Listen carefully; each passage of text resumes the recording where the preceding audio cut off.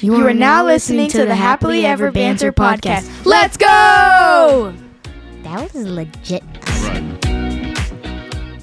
You good, Magnus? All right, we're good.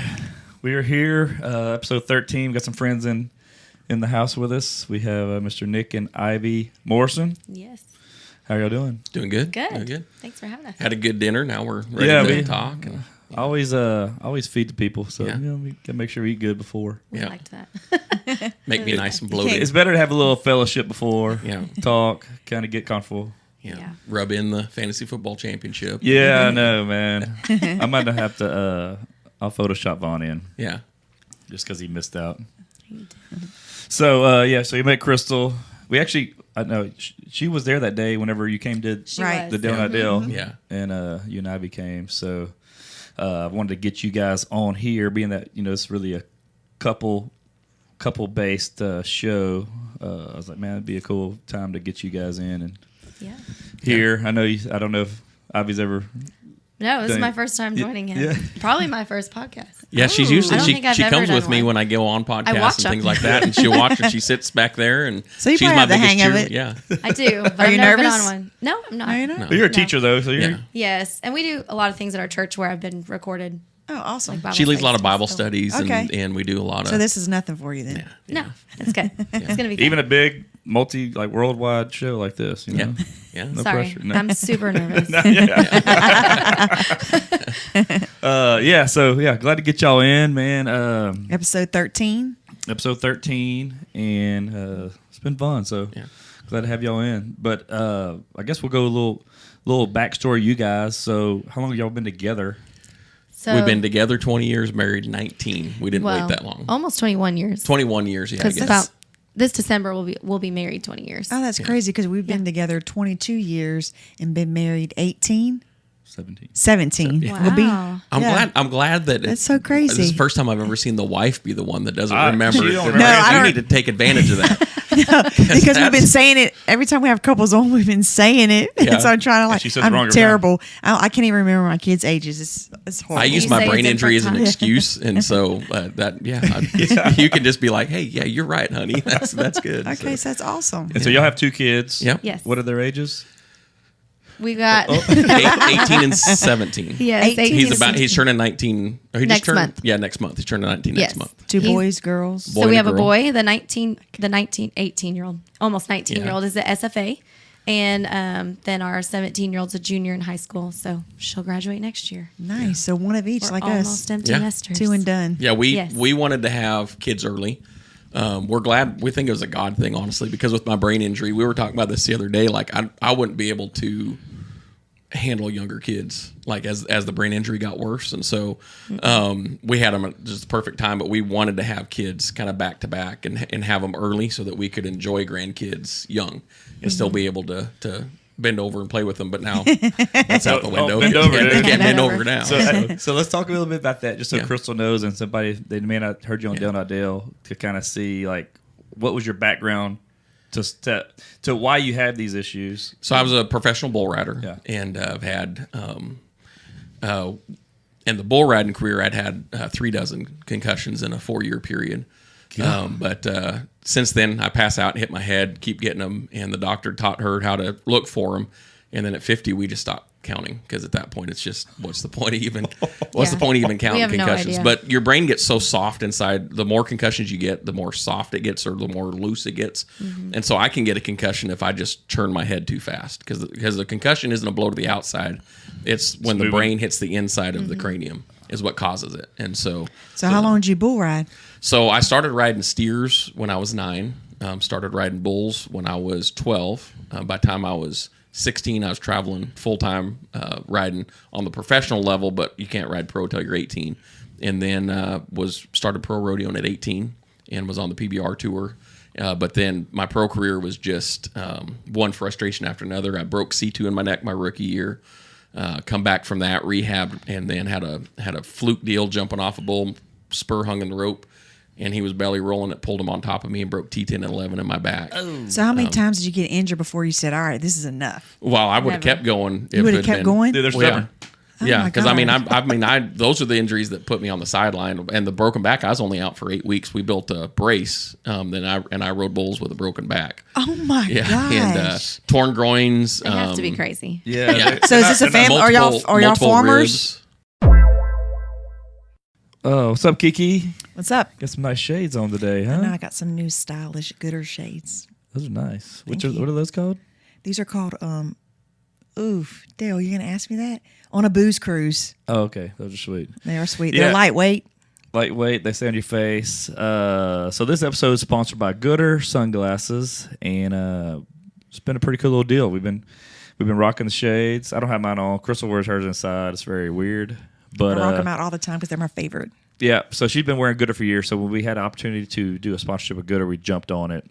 Coolest thing about them, they start at $25, so you get some great shades, 100% polarized, always. Got a 1-year warranty, and they got 30-day free return. So it's been good. You've been wearing them for quite a while. Yes, I have, and I love them. They're one of my favorite shades. You work out in yours and run, I sure right? do, and they don't slip and they don't bounce. Yeah, so make sure you take advantage of that.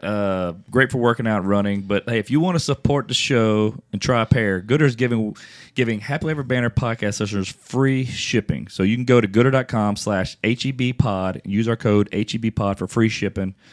Gooder also offers a 30-day money-back guarantee and 100% satisfaction. So that's gooder.com/HEBpod and use our code HEBpod for free shipping today. What's that? Are y'all farmers? So yeah, ranchers. Yeah, we. She's like ranchers. former. I was Okay. like, former what? I thought she said former too. Yes, I am a former. Oh wait, bull we got a rider. teacher in the house. I'm terrible. You gotta learn Kiki's words. Yeah. So I'm not a I grandma grew up teacher. on a large family ranch, really large family ranch. Okay. It's been in our family for over 100 years. My grandpa was just inducted into the Wyoming Cowboy Hall of Fame, joined his dad and his brother. My dad is a pastor, and that ranch is in Wyoming. My dad's a pastor in South Dakota on the Pine Ridge Indian Reservation, and we have a ranch there as well, and we raise buck and horses and Black Angus at that place. So I guess you get all your meat from them. No, actually No, you don't? just because it's hard to get it down here and Okay. stuff, and it's more your higher quality meat. The nutrients in the grass in that area brings it's your expensive meat. It's the meat that you get at your expensive steakhouses and stuff like Oh that. wow, this is good. And yeah, it's good. It's It's real good. good meat. And so we get it. We'll get it sometimes when we go home and things like that. But my dad he'll slaughter one steer and one heifer every year, and then they live off that all year. And then buffalo meat. When I go visit my grandparents, I'll usually go in and fill up coolers with buffalo meat, and one buffalo you can live on it for 3-4 years. Is that just buffalo like chicken? Buffalo wings. Yeah, buffalo wings. No, like bison. It's really bison. lean Like bison. meat. Okay. It's a It's really very good lean. meat. It's better for you than turkey, but it's more like a beef type. It's very good. Very eating. lean, yeah. Yeah, very good eating. Unless you get a real old bull, then it's really hard eating. But the most of it is it's very good tasting. So So were you bull riding at all when y'all got together? that's how we met. Actually, Yes. Yep. Not for long. Yeah. Were you a girl on the Were you horse? a bell racer? No, I was not. Okay. I was I gonna propose to her the night my career ended. Actually. Yes. Yeah. He kind of did. I guess kind of. He yeah. forgot his. He got drugged up in the hospital and started yelling in the hospital. I'm gonna marry that girl. Yeah, my dad And, was sitting next to her our dad, who I dads hadn't were both asked out yet. there. Yeah. It was very awkward. And y'all, My dad said y'all were still- dating at the time? Yes. Yeah, we did. So we Oh, have. she was a nurse. She just saw her. Yeah, so it was a 2-night PBR, and it was my first PBR back from. I'd had a real gruesome shoulder injury that ended up with a bunch of surgeries. That's when I met her. Was during the rehab of that. Yes. and it was like an almost year-long rehab of the surgery. We technically met online, but through a Technically, friend. But through So- I used to teach bull riding schools. Yes. When a lot of the pro guys do, and I've always been a good teacher. And so this kid had come to a couple of our schools. Yep. And then he ended up in my same region for college, so we got to be friends. And I met him through 4-H. So I was a state officer for New Mexico 4-H and went to the state National conference. Literally just met this guy randomly because everyone in the hotel was there for 4-H, so you could just go up and talk to people. Met him, and he was telling me he was a bull rider and that he'd met this really cool organization, this ministry, and he was telling me about it. I checked him out online. Well, it was his brother and his ministry. Yeah. So I messaged on their message board, and the friend was like, "Oh, you guys should meet." So the friend kind of connected us, but it was It was still online, and Kind it was of online. before. It was before Facebook or MySpace or anything. Back It was when, like, literally MSN Messenger. Yeah, MSN Messenger. it was. I thought y'all met on Farmers Only or something. So- like that. None of that was. So Sorry. how was it seeing them get hurt so many times after time after Well, she time? only- So I only saw me once. It was the career-ending injury. Yeah. Okay. So I made a promise to her mom I wouldn't get hurt because she was there, and I remember jinxed yourself, like my dude. glasses are off, so I Yeah. can't see anything, and I just knew the general area where they were sitting. So I remember I'm going off the arena, my arms just mangled, and I'm walking out, and I just remember looking up there going, "I'm sorry," just Yeah. because it was they had to watch that, and it was a What was the gruesome- final injury? What A was it? bull stepped on my arm just right, Oh. right below here, and just tore everything up. But the way that it broke down, the way that the shoulder come out, most dislocations are a lateral dislocation. This was horizontal, and so they couldn't keep it in socket. And so, like if I'd pick up anything 50 pounds or more, just pull it out of socket. So the fear was if I'm riding, it was my riding hand. The fear was with my hand closed, whenever it dislocates, your hand locks for a little bit, no matter what, So you couldn't whatever let it go. is. And so the fear was that it would have torn the arm completely up. Does might be a silly question. Don't you love it? No, that's fine. There are no such. So thing you as know silly how questions. horses they get to know you. So as far as a bull, does a bull get to know you? Absolutely. They see these bulls they're just as much athletes. They're being hauled. The same bulls are being hauled. You get to know them. There was one bull that was called Nightmare. And he's 17 and a half hands tall. So he's taller than a horse. Big old tall, brick. I'll show you a picture on him that I got on when I was like 15 or 16 years old. And a lot of guys would just kind of jack around with bulls and I was always very respectful of them, treat them really well, lay hands on them, pray over them, and just always, pet on them. And because the most dangerous place is not on the bull, it's in the chutes on the bull. Because your legs are next to metal and everything, and they're so powerful. They'll lean on your leg and just snap your kneecap. And so the most dangerous place. So you have to be real careful in there. And this bull here he'd only been ridden. My understanding, he's only been ridden like 9 or 10 times in his life, and I'd ridden him 7 of those times. Oh, wow. Because the first time I got him, he'd just hard to ride, big, and he'd yank you down on his head. That was kind of his big thing. He was a nightmare. So he'd jerk you down. Well, most guys are short. I'm tall, so I'd ride out over him. And I rode with a helmet, and just he fit my style really well. And then every time I got on him after that, he was the most fun bull I ever got on. Like, he knew me to the point that he would run up to the fence. Oh, wow. And most everybody, he'd run at the fence, and he'd be fighting and being all mad, and he'd run up the fence, and I'd scratch his belly. I'd crawl in there with him and pet him, and these bulls know you, and if you treat them with respect, they'll actually treat you with respect back. Wow. And so they get to know you just like an animal. Like, you're talking about animals that a fly will land on their back and they'll twitch that little muscle. Like, they're very aware. Bull riding is more of a chess match than it is anything. You on Knowing their moves. the PBR level. Well, so you study them on film, but you never can go in expecting that because they're random. And so a bull could churr back to the left every single time, and then you set a trap for him. The bull that ended my career, that's exactly what happened. Was one of my traveling partners, a guy by the name of Adriano Marias. He at the time was considered the greatest of all time, but he's been passed up by a couple guys now. But at the time, he was the GOAT, and he got on this bull 2 weeks earlier and didn't really know a lot about him. But he's like, "You got to make that corner. Like, he's got such a hard first corner. You've got to make that corner." And so you do what's called setting a trap. And so when that bull come out, I threw everything I had to the left, and that bull felt me shift, and he planted his left foot and come back around to the right, and that fast I was on the ground. And his name was Here Kitty Kitty. And I remember getting up off the ground, and I was like, "That's a dumb name." And then as he's running at me super fast, I was like, "Here Kitty Kitty." And then The name made sense. Yeah, the name made sense. He hooked the living tar out of me. And I got a question. So the bulls are so wild. How do they get them into the chutes so easy? I guess they don't strap them in. You say they're wild. They're pets. A lot of them are pets. So I encourage you to go look up Nothing But Try Ranch on Instagram. That's a really good friend of mine. But their daughter does all the bulls. And there's a video. She was just on television. They interviewed her at the PBR. And this bull's jumping out there and bucking and throws one of the best bull riders in the world off. And then they switch to a video of her sitting on him in the back pins, riding him around on his back, talking on her cell phone. Oh my gosh. These animals are bred to do it. They love to buck. They know that's what they're supposed to do. It's in their bloodlines. Now, some of them are just mean. They're bred mean. It's They're how not you all like handle them. It's how, and Nothing But Try. Their mentality is that we're going to handle these bulls. We're going to handle these bulls so that they're not pills to be around, because bucking bulls can tear up a lot of stuff pretty quick. And so, but the reality is that they're doing what they're bred to do. They're, these, like when a famous bucking horse or famous bucking bull dies, it rocks the rodeo community just as much as if somebody, a contestant dies. I mean, it's Ty Murray has started he's got a graveyard at his place where he'll go and these legendary bucking horses and these legendary bulls, he's burying them at his place and giving them a place of honor. And it's you can go through this graveyard of the best bucking horses and best bucking bulls in history that are out there. So. I noticed that like the Houston Rodeo, they always mention them. They call them the athletes too. Yeah, the bulls. So that I guess it is such a.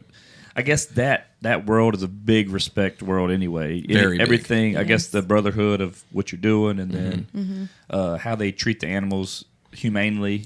They are. You see people like PETA and all these people get on there, and they you make any post about bucking horses, or you make any post about rodeo, they go, these people go on there, they don't know anything, and you're hurting those animals, and you're running a flank strap between their nutsack, and they're not. It's all that flank is like when you get hit on the kneecap and your knee kicks. It's a muscle. The flank muscle. You eat a flank steak, right? Yeah. It's that muscle, the flank muscle, and when their back end comes up, it causes their feet to kick harder. That's all that is, and you look at it, and it's nowhere near that. But what they don't understand is these are the most pampered animals. It's their livelihood. They're worth. We were talking about it downstairs. I mean, you've got UFC guys, you've got NFL guys, you've got presidents, you've got all these people investing money in these.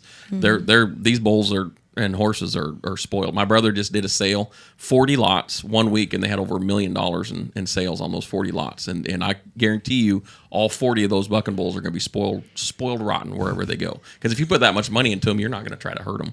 No. In fact, if you do hurt a bull, like if a guy goes out there and hurts a bull, like some podunk bull rider goes out there and has too sharp of spurs or something, he's probably going to be missing some teeth. Really? Back in the parking lot afterwards. Because not only will the other bull riders get to him, but the stock contractors will too. And so you treat those animals with respect. So being that you have y'all's son that he's 18, yeah. So did he ever play into interest, or you didn't allow him? Our family gave a lot to that sport. He really didn't, though. Yeah, he wasn't built for... But we moved away from it. Like, if we would have still lived north where all the ranches are, and he was around all those people, I think he could have easily. He'd have been a steer wrestler because of his build. He's tall, yeah. He has kind of a stockier... But we moved away, and we're really in the city, which was really weird for him. But I think he appreciated it because then he wasn't tempted. But they own their own bucking horses. When they were born, my dad would give them a colt that was born the same year, would give them, and he'd name them after their nickname. Yes. And then the colts that are out of those, they're technically theirs. They're not, but it's their horses. When they go home, hey, these are your bucking horses. Look at this, and they go out there, and so they would go back every summer and work the whole summer at my dad's ranch, and they'd be up there 2-3 months from when they could walk, because I wanted them to understand the hard work, because like the hardest thing for me with my brain injury is I can't do stuff outside. I can't work out. I can't do stuff outside. I can't do anything in the heat, and my whole life has been. Before the sun went up, you were outside working, and you were working until the sun went all the way down again.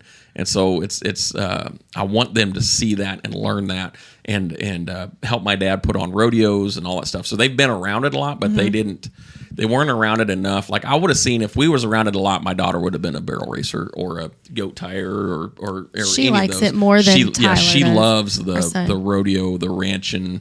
My brother puts on really good rodeos and really good concerts, and he's really good about finding talent. She was with him like 3 or 4 years ago. They put on a rodeo, and he was like, hey, looking for people, and he had I can't remember the guy that came, Neil McCoy, I think. But he was like, and he was like, I need to bring. Neil was like, hey, I want you to check this girl out. And so Nate looked at this girl, and he was like, man, this girl's really talented. Like she's got some really good music. So he called her and said, would you mind coming up and doing this concert? And my daughter was there, and so got to hang out with her the whole time. And this girl's still kind of growing. But my brother was advertising her enough that everybody was listening to her music. Well, she gets out and sings a song, and this crowd of a couple thousand people is singing the song back to her, and she just breaks down crying. Oh. And it's the famous video where she goes into her camper and just bawling. She can't even get the words out because it's the first time people knew her song. And that girl's Lainey Wilson, who's now probably the number one country female singer on the planet. So my daughter's got to be. She loves music. She loves that, and so she loves going with Uncle Nate because he's always bringing in the people, Up and comers. the up and comers that are Yep. all of them That's have pretty become cool. big deals. You know, so. I met her in 2020 with when she was on tour with Justin Moore before she really was anything. It was Justin Moore, Tracy Lawrence, and her. Yeah.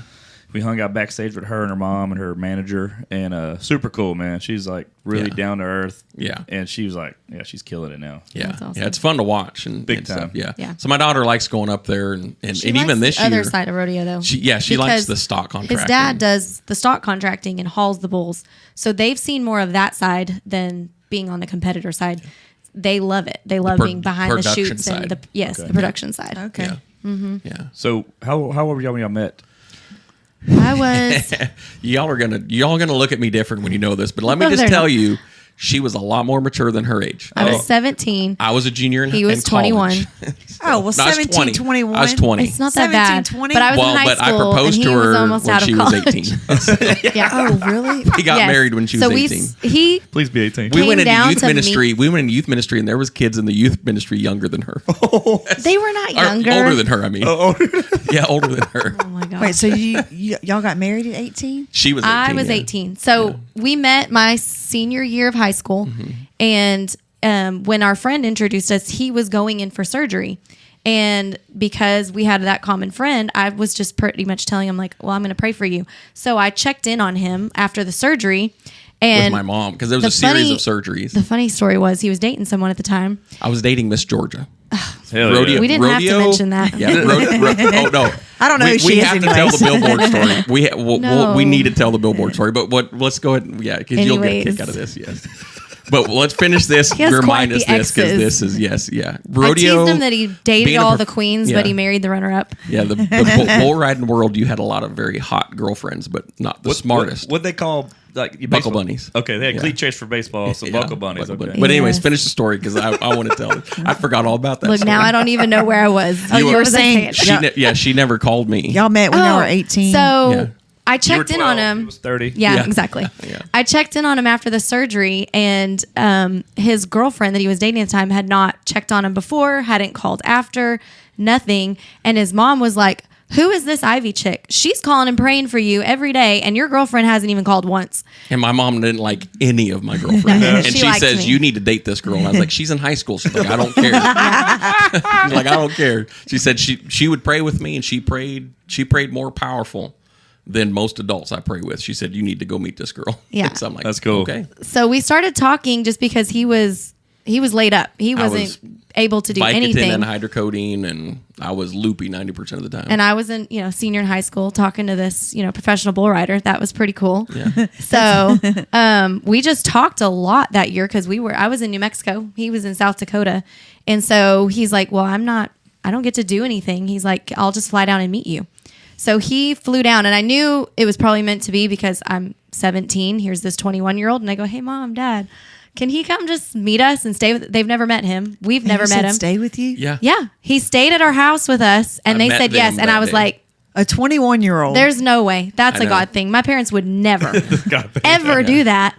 And they did. I tell So that was the teenagers, first yeah. time y'all met when you In person, yeah. And Oh so my we had a gosh. code. We had a code because It was we pretty didn't really crazy. know what we looked like. We just were talking, yeah, but we like- enjoyed. Yeah. Like I fell in love with her before even knowing what she looked We were like. like really. best Like, you're like friends the first before one. we we were met. best friends. We And so my talked every dad and I night. had this code, and he's like, "Hey, when you land, I'm going to call you, and I'm going to ask how it was because I was staying for like 2 weeks." Yeah. And he said, I'm going to call and ask were you crazy. how the flight was. And what you tell me will tell me if I need to call and say, you have an emergency. You need to fly home a little early. So It's messed as up. we're landing, I'm thinking about all the kid's name is Tyler that introduces. That's why our son's name's Tyler. We named him after him. Mm-hmm. As the plane is landing, all of the pranks I've pulled on Tyler over the years are starting to roll back in my head, and I'm like, this is the most elaborate prank ever. great.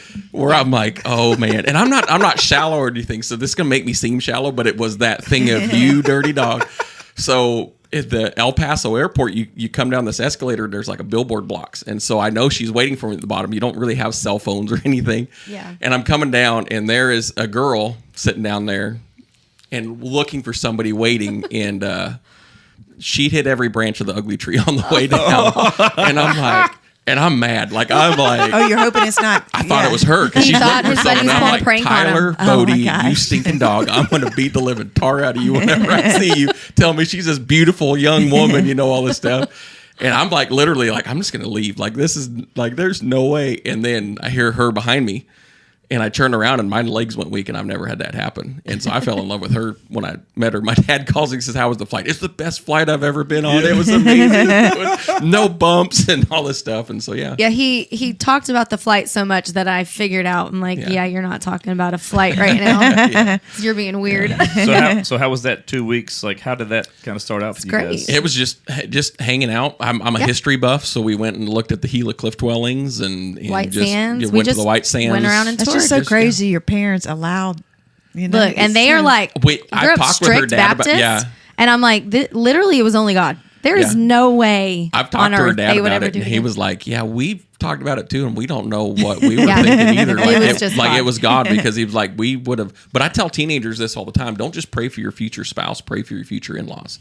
Yes. Because I get along with my in-laws phenomenally. Like, I mean, they're just as much my great friends as they are. Yeah. I can't tell mother-in-law jokes on stage because they're not true. Like, I get Right. along with her.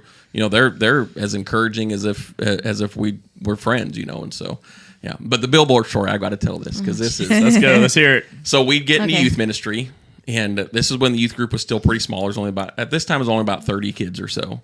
And so we rent a bus, and we're going to go on the Pine Ridge Reservation because somebody said you have to do a mission trip, and I'm like, because I didn't know what I was doing. They're like, you have to do a mission trip. Yeah, this I'm like, was pretty early on. People do mission trips to the Pine Ridge Reservation. I grew up there, so let's just go there. And so we take this bus, and we pick my dad up, and we're going to this reservation to do something. We drive by this billboard. And there's this girl on the billboard for Copenhagen, and she's up there, and one of the kids goes, "Man, that is a beautiful woman." And my dad's texting Pretty him. sure it was more along It was, of, she's hot. That girl is hot. teenagers And my dad goes, "Well, you should ask your youth pastor about it. That's his ex-girlfriend." Yeah. And then he says, and I The didn't. dumbest thing came out of his mouth. This is the only time I've ever been in trouble, like really in trouble, because he walks to her and goes, he walks to Ivy and goes, "Why did he dump her for you?" No way. Oh, he did. And so I then could've she comes spit mad at me fire. thinking I'm the one that said that, you know. And so Oh. it's like all day trying to figure out why she's mad at me and all this different You don't want stuff. you don't want to date a girl that dips. Yeah, well, no, it's just the Copenhagen No, girls, no. the Bud Light girls, the He you know. did the, go on the a date models. with a girl that dipped. Oh yeah, well that's the first time I ever take. Like people was- don't realize up north, like the girls dip just as much as everybody. Well, yeah, we have a friend actually in the neighborhood. She used to dip, but she doesn't. dip as much. She's a dentist. Yeah, and she's a dentist. Oh my god. Well, the first time I ever tasted chewing tobacco was kissing a girl. So Oh my That God, was you're the one. I didn't probably think he was serious. gross. yeah, Like, when he told me didn't that think it was girls serious dip, until I was my like, friends no. come with their wives, and they had bigger And they dips in did. than their husbands. Like when the Oh Houston my rodeo gosh. come around, and they'd come. One of my good buddies, Bobby Welsh, he's actually won Houston rodeo a couple times. He's my brother from another mother. And his wife Sonny come, and they come stay at the house, and Sonny's got just, I mean, it sticks, her lip sticks way out, and got the big old dip in, and Got a fatty she's in. like, she's like, I didn't this know is what to real. think. I'm like, I'd never. that's the life up there, like everybody dips, and so my yeah, God. Dude, That's that is crazy. wild. yeah. Max, you ever dated a girl that dipped? We have a friend, one of our close friends. Like every time you turn around, he has that thing a dip in his mouth. To go to bed, Lauren will be like, "Wake up and spit that out." And Oh he's my just- gosh. That's the high majority of my friends. It's Yes. like my circle of people is all of them got dips in their mouths. Now I you feel do like you they dip? used to. No, I'd never dip, never smoke. No, I'm not. Don't like any of that stuff. So during those 2 weeks, so y'all get past that and y'all decide, Yeah. okay, hey, this is Yeah, we pretty much decided there. I think we both kind of knew, like, we couldn't. It was weird because we felt like we were dating already, but it's like we have not even met in person, so none of it, like, nobody could say it. So after the 2 weeks, I think it was just relief of like, okay, we've met, we're officially dating now. But What was yeah. really cool was over Christmas. she was on break for school. Yes, Yeah, I she was was. on break. I was. Yeah. was my Christmas break. And I went. Her parents are both teachers. I went and met all their teachers, and everybody said the same thing. Like, she's way more mature than her age. Like she was not your typical 18-year-old girl. So she passed for 21 at the time. She was 17. she was more I guess mature than so. most 24-year-olds I knew. Like she was a very mature young girl. So it was like you would forget that she was 18. And I know it sounds so bad. 17. Sitting here. No, I think you were 18 by the time we were dating. By the time we were I actually was dating. 17 when we met. Yeah. Well, no, because at Christmas I was 17. Oh, that's true. But we had I turned 18 in March. But this Christmas we were in El Paso having Christmas with her brother, and we realized today is that day was the 20-year anniversary to the day that I flew in to El Paso. So we just on a whim jumped in the car and we drove to the restaurant that we had our first date at. Really? And went and sat. What was it? It was a place called Farley's. And they have green chili chicken wontons. Because green chili and red chili is huge over there like that. Okay. That's You know the big Hatch thing. chili? Yep. Yeah. So we grew up like 30 minutes from Hatch. Okay. Yeah, so she's addicted to that stuff. HEB does a big thing with that. Yeah. Yes. yeah, Thank yeah. goodness. Because when we first moved over here, nobody, like I couldn't find it. I don't know what that is. It's a very it's just- spicy. It's Anaheim chili peppers, like you Poblanos. Oh, poblanos. There you Yeah, and go. they roast Spicy. them and then they make it not too the Poblanos green can be. Oh, okay. The red Poblanos can be reds loud are or spicy. Yeah. Yes, they can. Yeah, the reds they've sat longer, so if it's red, it's matured longer, so it's a lot hotter than the So green. you're from up north. I'm from the south. and the kid that from the introduced South, us like from 10 Nebraska. minutes from the border. Okay. Yes, but New when we Mexico. first moved here, nobody knew about Hatch green chili. I couldn't find it anywhere, and you lived off this stuff. So we had friends that were pretty big chili farmers, and I literally was like, I In need you to Hatch, yeah. overnight me a box of chili, and then we would just grill and roast them ourselves. And we're all my money that I'd saved up from all my PBR, riding bulls, and all my sponsors and all that we had to bury it into my injuries and my surgeries. Yeah. So we started out like we were planning on going to the Poconos for our honeymoon. So that's where I was financially to. Yeah, we're gonna a friend of ours that's a radio DJ is gonna give us something to the Carlbad Caverns, and we're just gonna go walk and so we're grilling them on this little tiny grill outside. Like we went from we're gonna be starting off like because I put everything away. Like my plan was when I get married, we're already have hundreds of thousands of dollars set aside so that we can live comfortably. And if I get hurt, we have that, stuff like that. We started super poor, and it was a huge transition really quick for me to have to make that. And so a lot of medical bills. a lot of medical. So where were y'all bills. living when y'all were like the first time y'all living together or married? Where were y'all Was living? in Las Cruces. We actually drove. New Mexico. We went in Las Okay. Cruces, New Mexico. She was going to school there, and then high school. College. So we got engaged after I graduated high school. because I was going to engage that and night. then he moved Yeah. down, and we Yeah. got married after the first semester of college. We both knew it, and with the Christian thing, you're saving yourself, so you don't wait. You get married. We needed to get married You fast. need to get married fast, and so I'm going to wait in 21 years. You've only been waiting 18. Let's go. Let's get this together. And so we got married. We moved into that little place, and we were there for almost a full year. And so I started in ministry at 15 years old. I started preaching at rodeos, and we had the ministry Bull Riders for Christ, and I had tied ministry to bull riding because I was a Barney Fife, super skinny, nerdy looking kid. But then I get on a bull, and all of a sudden I'm John Wayne and got all these hot girlfriends and got all, it's like everything was bull riding to me. Like that was my identity. And so when I got hurt, it was I ran from all of that, and I was a manager at a Hastings, which isn't even around anymore, really, I don't think. And then I got a phone call from a buddy of mine, Rope Myers. He's a world champion steer wrestler. He's also one year the History Channel did the jousting. They did a jousting competition, and he's like the fan favorite from that show that they did. And so he traveled for like 8 years, and he traveled all around the world jousting, and just super cool guy. But his wife's a Christian country singer. She's like the Faith Hill of Christian country music at the time. And he called me and said, we have a church down here that's growing, and they offered us the worship pastor and youth pastor job. Well, I had just come out with my first CD of all my first music CD because I was a musician. Okay. And so they knew me as a musician, and they had he said we had to turn the job down because my wife is going to be taking a job at Robert Morris's church, and that's like a dream deal for her. And so he's like, but we thought about you and want to give you the job. And I was like, I don't want to do it. Because I always told God two things. I didn't want to move to Texas, and I didn't want to work with teenagers. And so now I tell God I don't want to live in Hawaii, and I don't want to own a Lamborghini. I keep saying it. He's not listening. But, and so I was like, I'm not going to, I don't want to do it. But I went in thinking, I'm going to do the worship. I'm not going to do the youth. And she was pregnant at this time and was like, only had like a 3-day window that she could fly before she could no longer fly again. And that was the day they called. So we are like no knowledge about this at all to the next day getting on a plane and flying to Montgomery, Texas. Pretty much go interview and meet And them. pretty much go interview. And then they brought their youth group at the time, which was like 15 kids. And we hung out, and I told them I wanted the worship pastor job. I didn't want the youth pastor job. And they just were smart, and they knew we'd fall in love with those kids, and we did. And so I went back and said, I could care less about the worship thing. I want to be your youth pastor. And then so we waited till Tyler was born. Yep. And then he's like 2 weeks old. Yep. And we jumped in the car and First we drove. baby. So how old were you then? I was 22. She was 19. Okay. Yeah. And the youth Still a group, baby. Yeah. The youth group went above 19. So there was 2 kids in the youth group older than her. And so it was very awkward. It was very, I it was don't very think weird. anybody was older than me. Yeah. Marcus. No. Marcus was way older. He was 18. I mean, they were like They were 6 months younger Yeah. than They were me. like not much. But they anyway. were my age, but. So we come and we took over that youth was group, and was weird. you know, I went in there thinking, oh, we're gonna blow the socks off this place, and we had 15 kids and 8 volunteers. Yep. And in 1 month, we grew from 15 kids and 8 volunteers to 0 volunteers and 8 kids.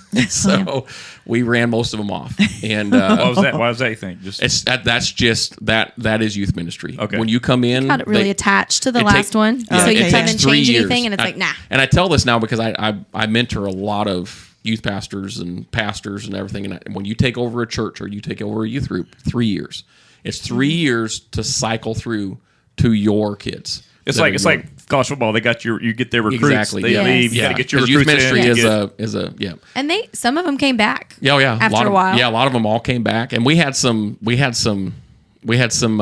guys that in the youth group that are now humongously huge country singers, and like it was like we had a really cool group of teenagers that we built our youth group out of, and then we man, God just blessed that. Like we took it over. And within 3 years, when we hit the 3-year mark, we had over 100 kids coming. By the end of that year, we was 250 kids coming. Wow. And then when we stepped down, we was averaging over 450 kids a week.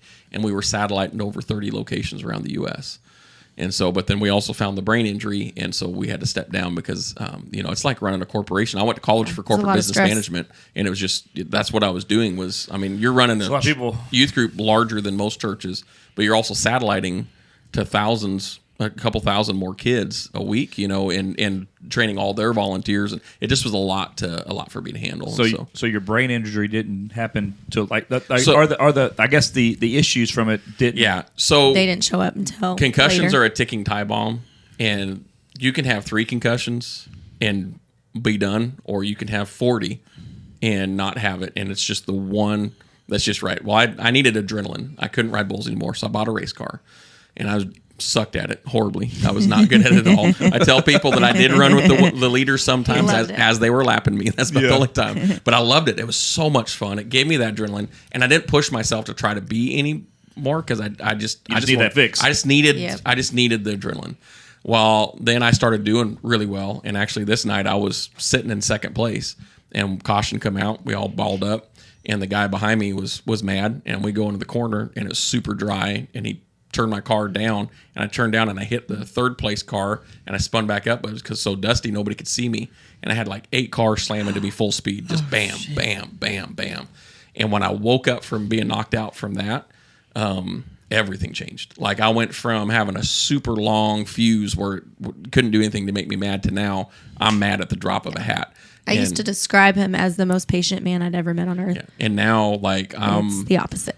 yeah. Now I'm ready. It was to punch. a pretty drastic change. Yeah. I'm ready to swing. Just don't get his heart rate up. So what do Yeah. you do now? You can't get your heart rate up. So like, what do you do as far as like sometimes you want to? So we've been has to going sit over it down. this weekend. Sit down. I don't want to go into details because this is a public deal, but we had a deal this weekend where I get a fury when adults talk bad about kids. And so there was an adult talking bad about kids, and I'm in my mind I'm going, people are God's greatest treasure. People are God's greatest treasure. And then I'm thinking, but I want to break that treasure open right now and find it. Like I wanted to just lay this guy out.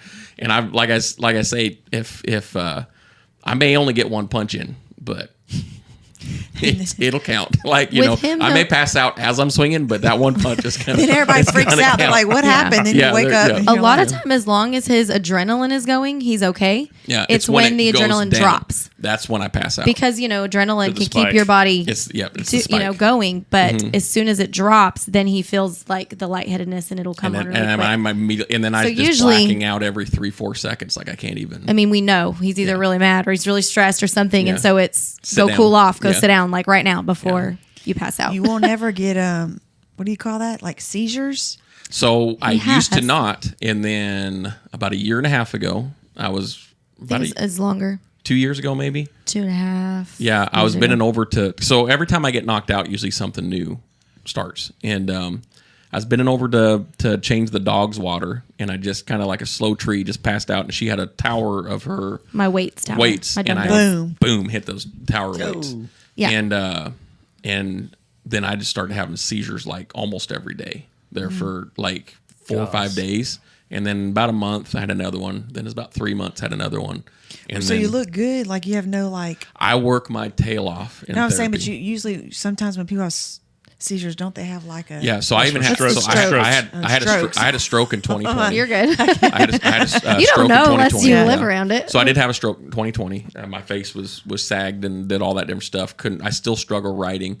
Couldn't speak for weeks. And I rehab. I don't give up easily, and so I'm not. It's the bullfighter in you.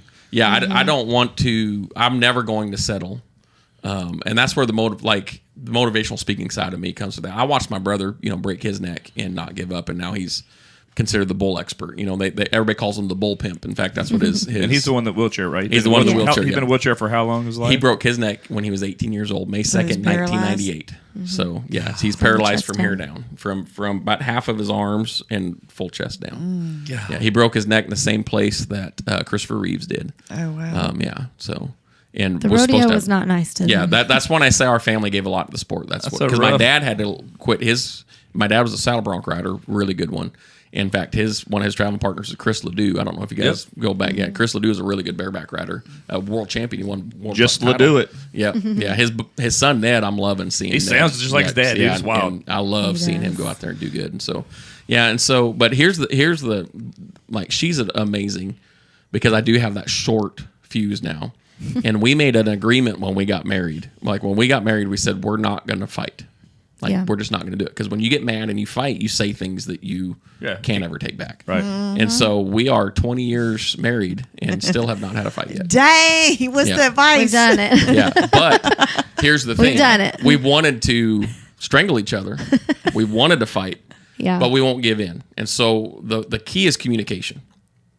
Because you have to communicate, Right. And so what happens with a lot of married couples is they built up what they feel, built up what they think, Yep. won't communicate it to their spouse, and then when they get mad, they dump all of it out, Yeah. and then they build back up again, and then they dump it all out, and then what happens is you're longing for communication as a married couple, but now the only time you're communicating is when you're fighting. So then you start Frustration. fighting all the time so that you can communicate because it comes easier because we're fighting with each other. Now I know if I need to communicate with you, I'm going to fight with you.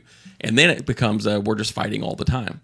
And you can't figure out why that is. And so the main thing is communication. Like I've heard people say, well, you just don't fight in marriage and then your marriage falls apart. Well, because you're not communicating. Yeah. And so what we'll do, like we'll get mad at each other. We'll want to, but we Yeah, we don't get Yeah. get in fights either. But see, we might get ticked off or whatever, and you might say something. I might say something. Chippy. So we refuse to say anything. And My tongue would be. Yeah. When will we get go- mad, we're like, we just stop. we stop and then we say we'll return it, and we go to separate rooms and we'll pray, get the Bible out, We get away worship from each music other. on. I mean, I guess, whatever it is to I calm guess down. Having a lot of, like, you guys' relationship built on a lot of faith. Yeah. Yes. So that's probably a big thing. Very Oh, big. absolutely. Because if you don't have that to fall back on, Yeah. the other way you just lash out. Yeah. Yeah. So Yeah. We know we can take it to God, then He deals with us, and then we can deal Well, with my it. love language is words of affirmation. So if she says something to me, Oh, like, it hurts him it so hurt bad. me like a lot, and that's Yeah. why you'll see me like even like in our fantasy football league, I'm always trying to encourage people, and Yeah. that's who I am. Like I am an encourager. Like I love to encourage people, and so I'm not a trash talker. And everybody's he like, says we're gonna, that. He says that while he's beating everybody's butt. Semi everywhere. stupid, where we're like trash talk. By the way, I lost a lot of followers with semi stupid and I's little trash back and forth. Yeah, because I got caught up into it. It's fun. Like here's semi stupid. I love the dude. Like Yeah. I'm so admiring what he has been able to do. He's just totally different brand than you. Yeah, and he messaged me. He's like, hey, let's let's do a story back and forth. So I had a really good. I feel like my trash talk video to Trey from the Fae was one of the most beautiful things I've ever done. I think it's one of the most beautiful things I've ever made. I did a show with Trey here back, and we had all the other comedians, and he's pulling it out and showing it to him. We were laughing so hard at that. That was great. And I don't have the skills like Semi-Stupid does. And so we did that, and so I sent my deal to him, and I don't like trash talking, but I can if I need to. And then he sends his thing back and tags me in it, and I made the mistake of I do share it. shared it, and I mean you could watch. It was like filling the gas tank, watching my followers drop. We're talking like 30,000 in 2 days. Well, Semi-Stupid is very vulgar. He's talking about. I didn't know he's who talking he was about. I'm gonna whip you until like then. like your stepdad catching you smelling your Not mom's. repeat the things. Let's just not. Dude, it was great. It was Bad. hilarious, but it was not for my crowd. It wasn't. Yeah, it was definitely off brand. Yeah. And so and then he found out about it. He felt horrible. He's like, dude, I'm so sorry. Like, let's get all those followers back. I'm like, no, you're good. That was my fault for sharing it. But then I would smack talk like with Cajun Ninja, and I was like, this is why I can't do like roast battles. Because I'm up, like I'd trash talk with Cajun Ninja and he wouldn't reply, and I'm up all night like, did I offend him? Did I say something he didn't like? Because he's another person I highly admire, really admire him or admire what he's done. And I mean, and I'd have been jumping off that float with him too. Be honest with you, I was there, I'd have been swinging before he would have. So like just because you'll find about it. He was all over the news. He jumped off the float and attacked some dude that was saying stuff about his wife. Yeah, they didn't get physical, but it was one of those things. He told me, he's like, man, it just happened. Like, and I'd have probably jumped off before he did. Because this guy was flipping me off and saying stuff toward my wife. He goes, and he just flipped, you know. Yeah, and I don't blame him a bit, but like roast battles, like I've been invited to do those, and I'm like, listen, I feel like I could do them, but number one, I'd feel like you hated me. You feel bad, I know. And then number two, I'd be up all night, like worried. And so some of my comedian friends know this. And so, like, there's a couple of them are black comedians and some other guys. And so they baited me into this. We're in a conversation and they're baiting and they're telling white jokes and black jokes and white jokes between each other. And then I made some comment and they were just waiting for me to say it. And all of them turned like, dude.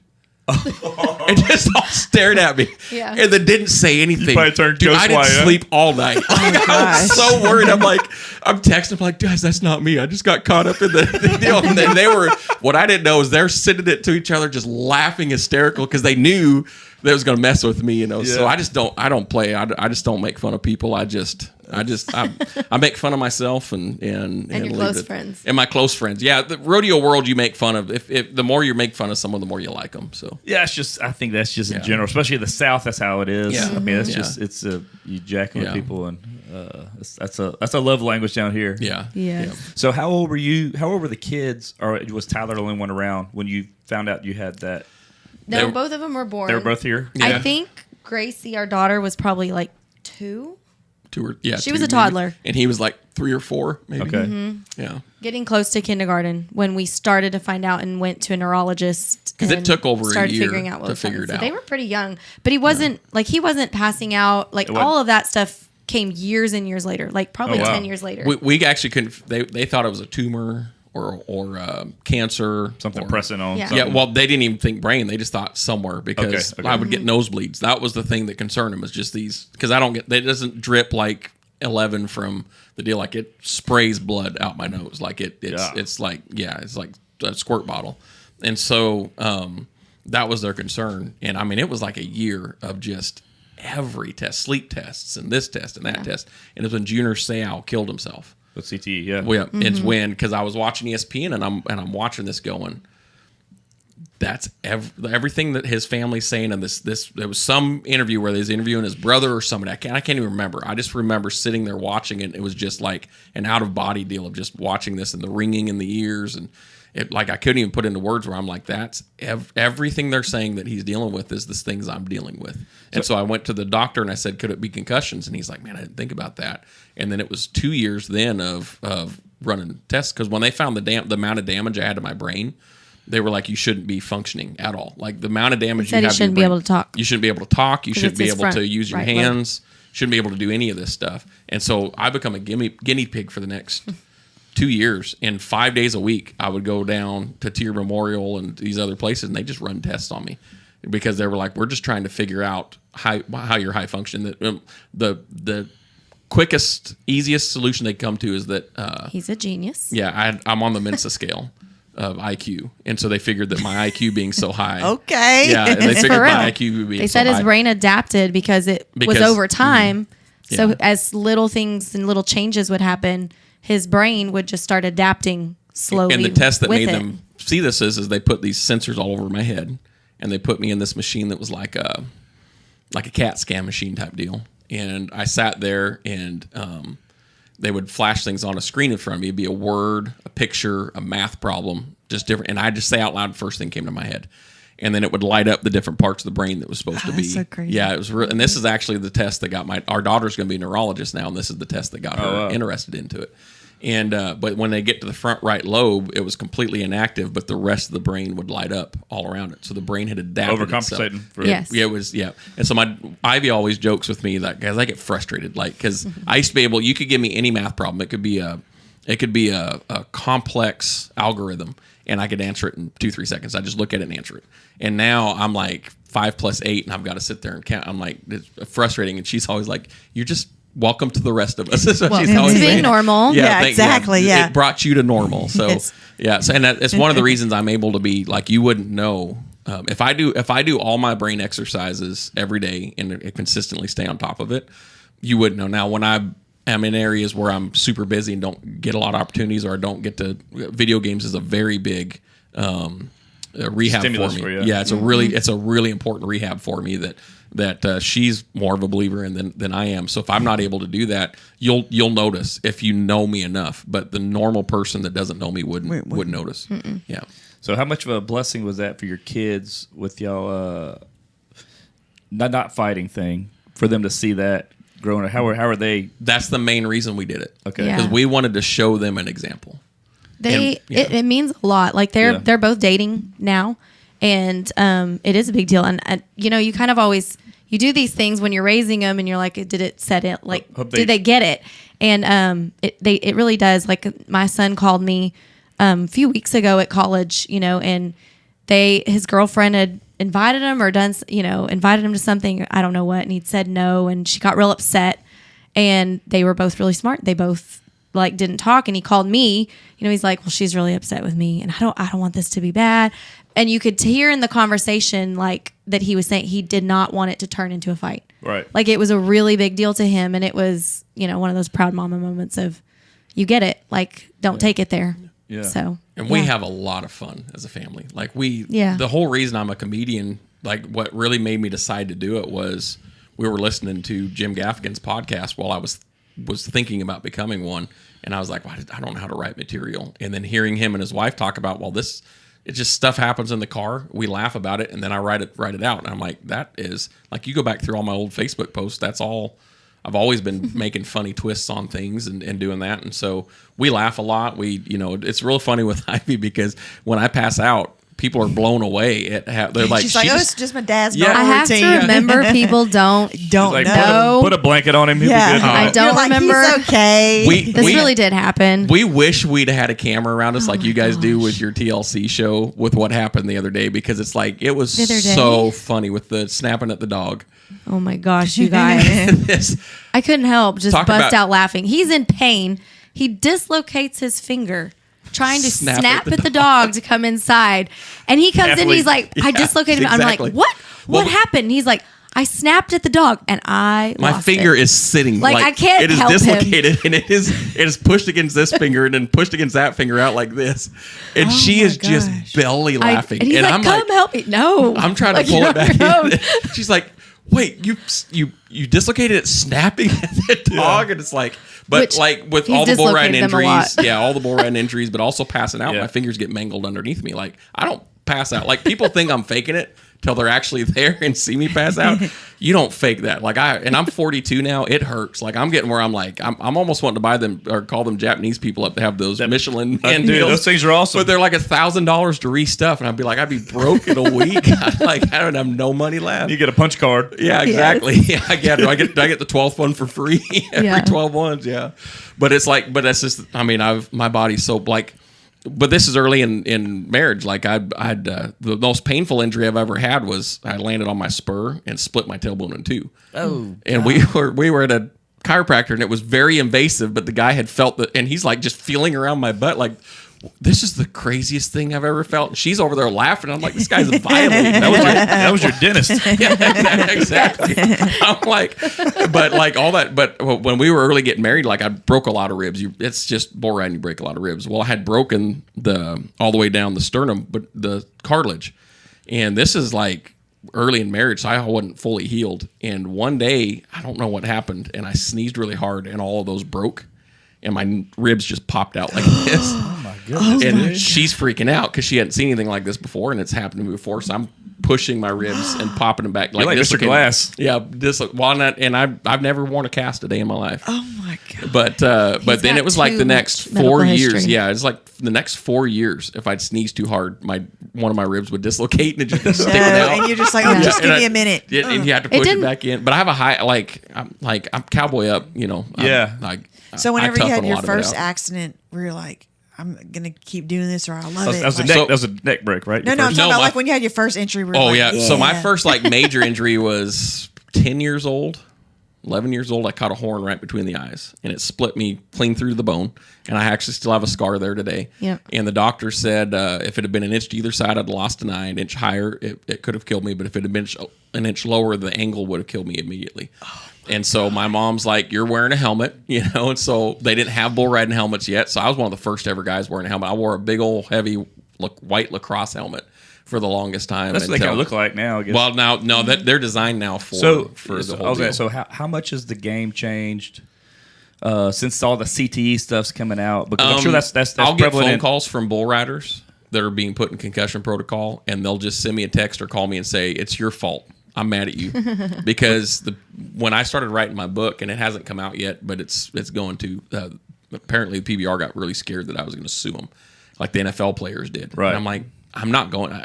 We made the choice to get on. There is one night where I'd got knocked out twice already that night. Got knocked out in the first round, won the round, got knocked out in the second round, and wasn't going to get on my short go bull. And they're like, well, if you're a wuss, you don't get on, you know, because there was no brain mentality back then. Yeah. So that's the only time where you could really. So now they make to this day. But now even if you pass concussion protocol, they'll still make some guys sit 6 months. And so like I have a friend that had messaged me, and he's like, literally, like, I'm cussing you out. And that's right their now, money. That's their livelihood. Yeah. I mean, you gotta be on the make bull. money. Yeah, you don't make money if you're not riding. So how hard? So like whenever you win this, I mean, a lot of it has to go. I mean, at first it takes you a while to make your money off.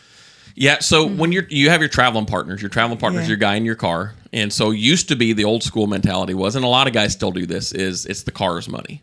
So you've got your guys that these are going to be the guys I hit this year. These are going to be the guys that I rodeo with, and it's the car's money. So if one guy's struggling, everybody's picking up the slack. Pick up the slack, and most everybody in that car is fairly even, kind of. Then you have the others that you have guys that just like when I started traveling with Adriano Marias, he was sponsored up the wazoo, and because he'd already won 2 world titles on the Built for Tough series, you're required to be at the events unless you're a world champion. So they would pay him to come, and they would fly him to come, and they would buy his hotel to come, and I didn't have to spend a dime, and it was so wonderful because that's But you're shacked up to him. Yeah, exactly. Yeah. And so it really depends on a lot of who you're with, but some guys that make a lot of money off of sponsorships. But yeah, you'll have really good years. But it used to be when I was riding, when the PBR really took off. Why it took off so well is because it's the first place you could win a lot of money. But even up until 5-6 years ago, on the PRCA side, the other pro deal, you have to make the NFR. If you're 16th in the world, you lose money. So you have to be top 15 in the world because you're going to spend $60,000 to $80,000 in travel expenses. And so you're investing that much money, but then at that time it was taking, $65,000, $70,000 to make the NFR. So everybody that didn't make it lost money. And then at the NFR, you could walk away with $200,000. Now, a kid that come and live with us, a really good friend of ours, Sage Newman, just one of the greatest kids I've ever had the privilege of being around.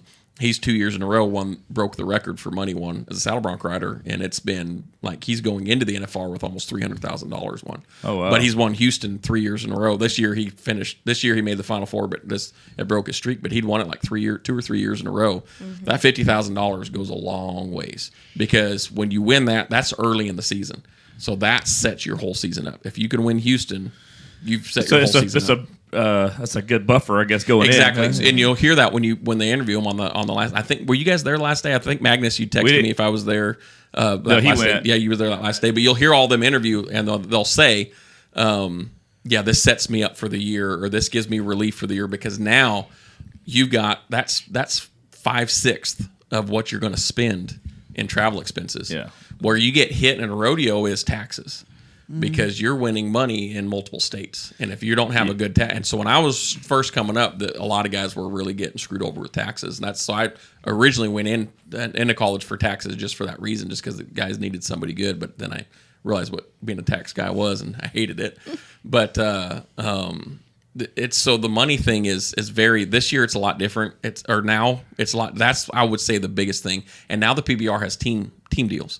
And so, they have drafts. They have, it's a full deal. And these teams are owned by Austin Dillon and Richard Childress, and they're owned by these guys that are big money guys that are sports and other sports.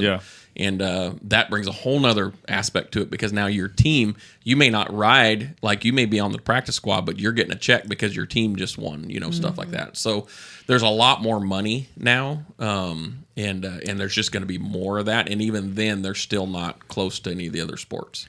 It's just more eyes. Yeah. And then social media's got to help with that too. People don't realize the fan base that rodeo has. Like, if you're not in that world, you think, it's a niche market, but it is. No, yeah. It's millions of people. Mm-hmm. Like, it is a huge fan base. And why you don't notice it, because ESPN doesn't cover it or ESPN doesn't look at it. But the PBR's TV ratings have only been trailing the NFL and every once in a while, they're in the same. The PBR's TV ratings are on the same as par as the NBA playoffs. Wow. So, but they just don't get. It's not one of the things ESPN. The ESPN used to cover it way back when, but they would put it on at like 2:00 in the morning, and so they didn't give it much heart and much try. So that just goes back to. You got to think. I guess the sponsorship money just doesn't seem as big. Yeah, as the NFL stuff. Ford has poured a ton of money. So if you win the world title, you get $1 million. Yeah, or you get $50,000 for 20 years.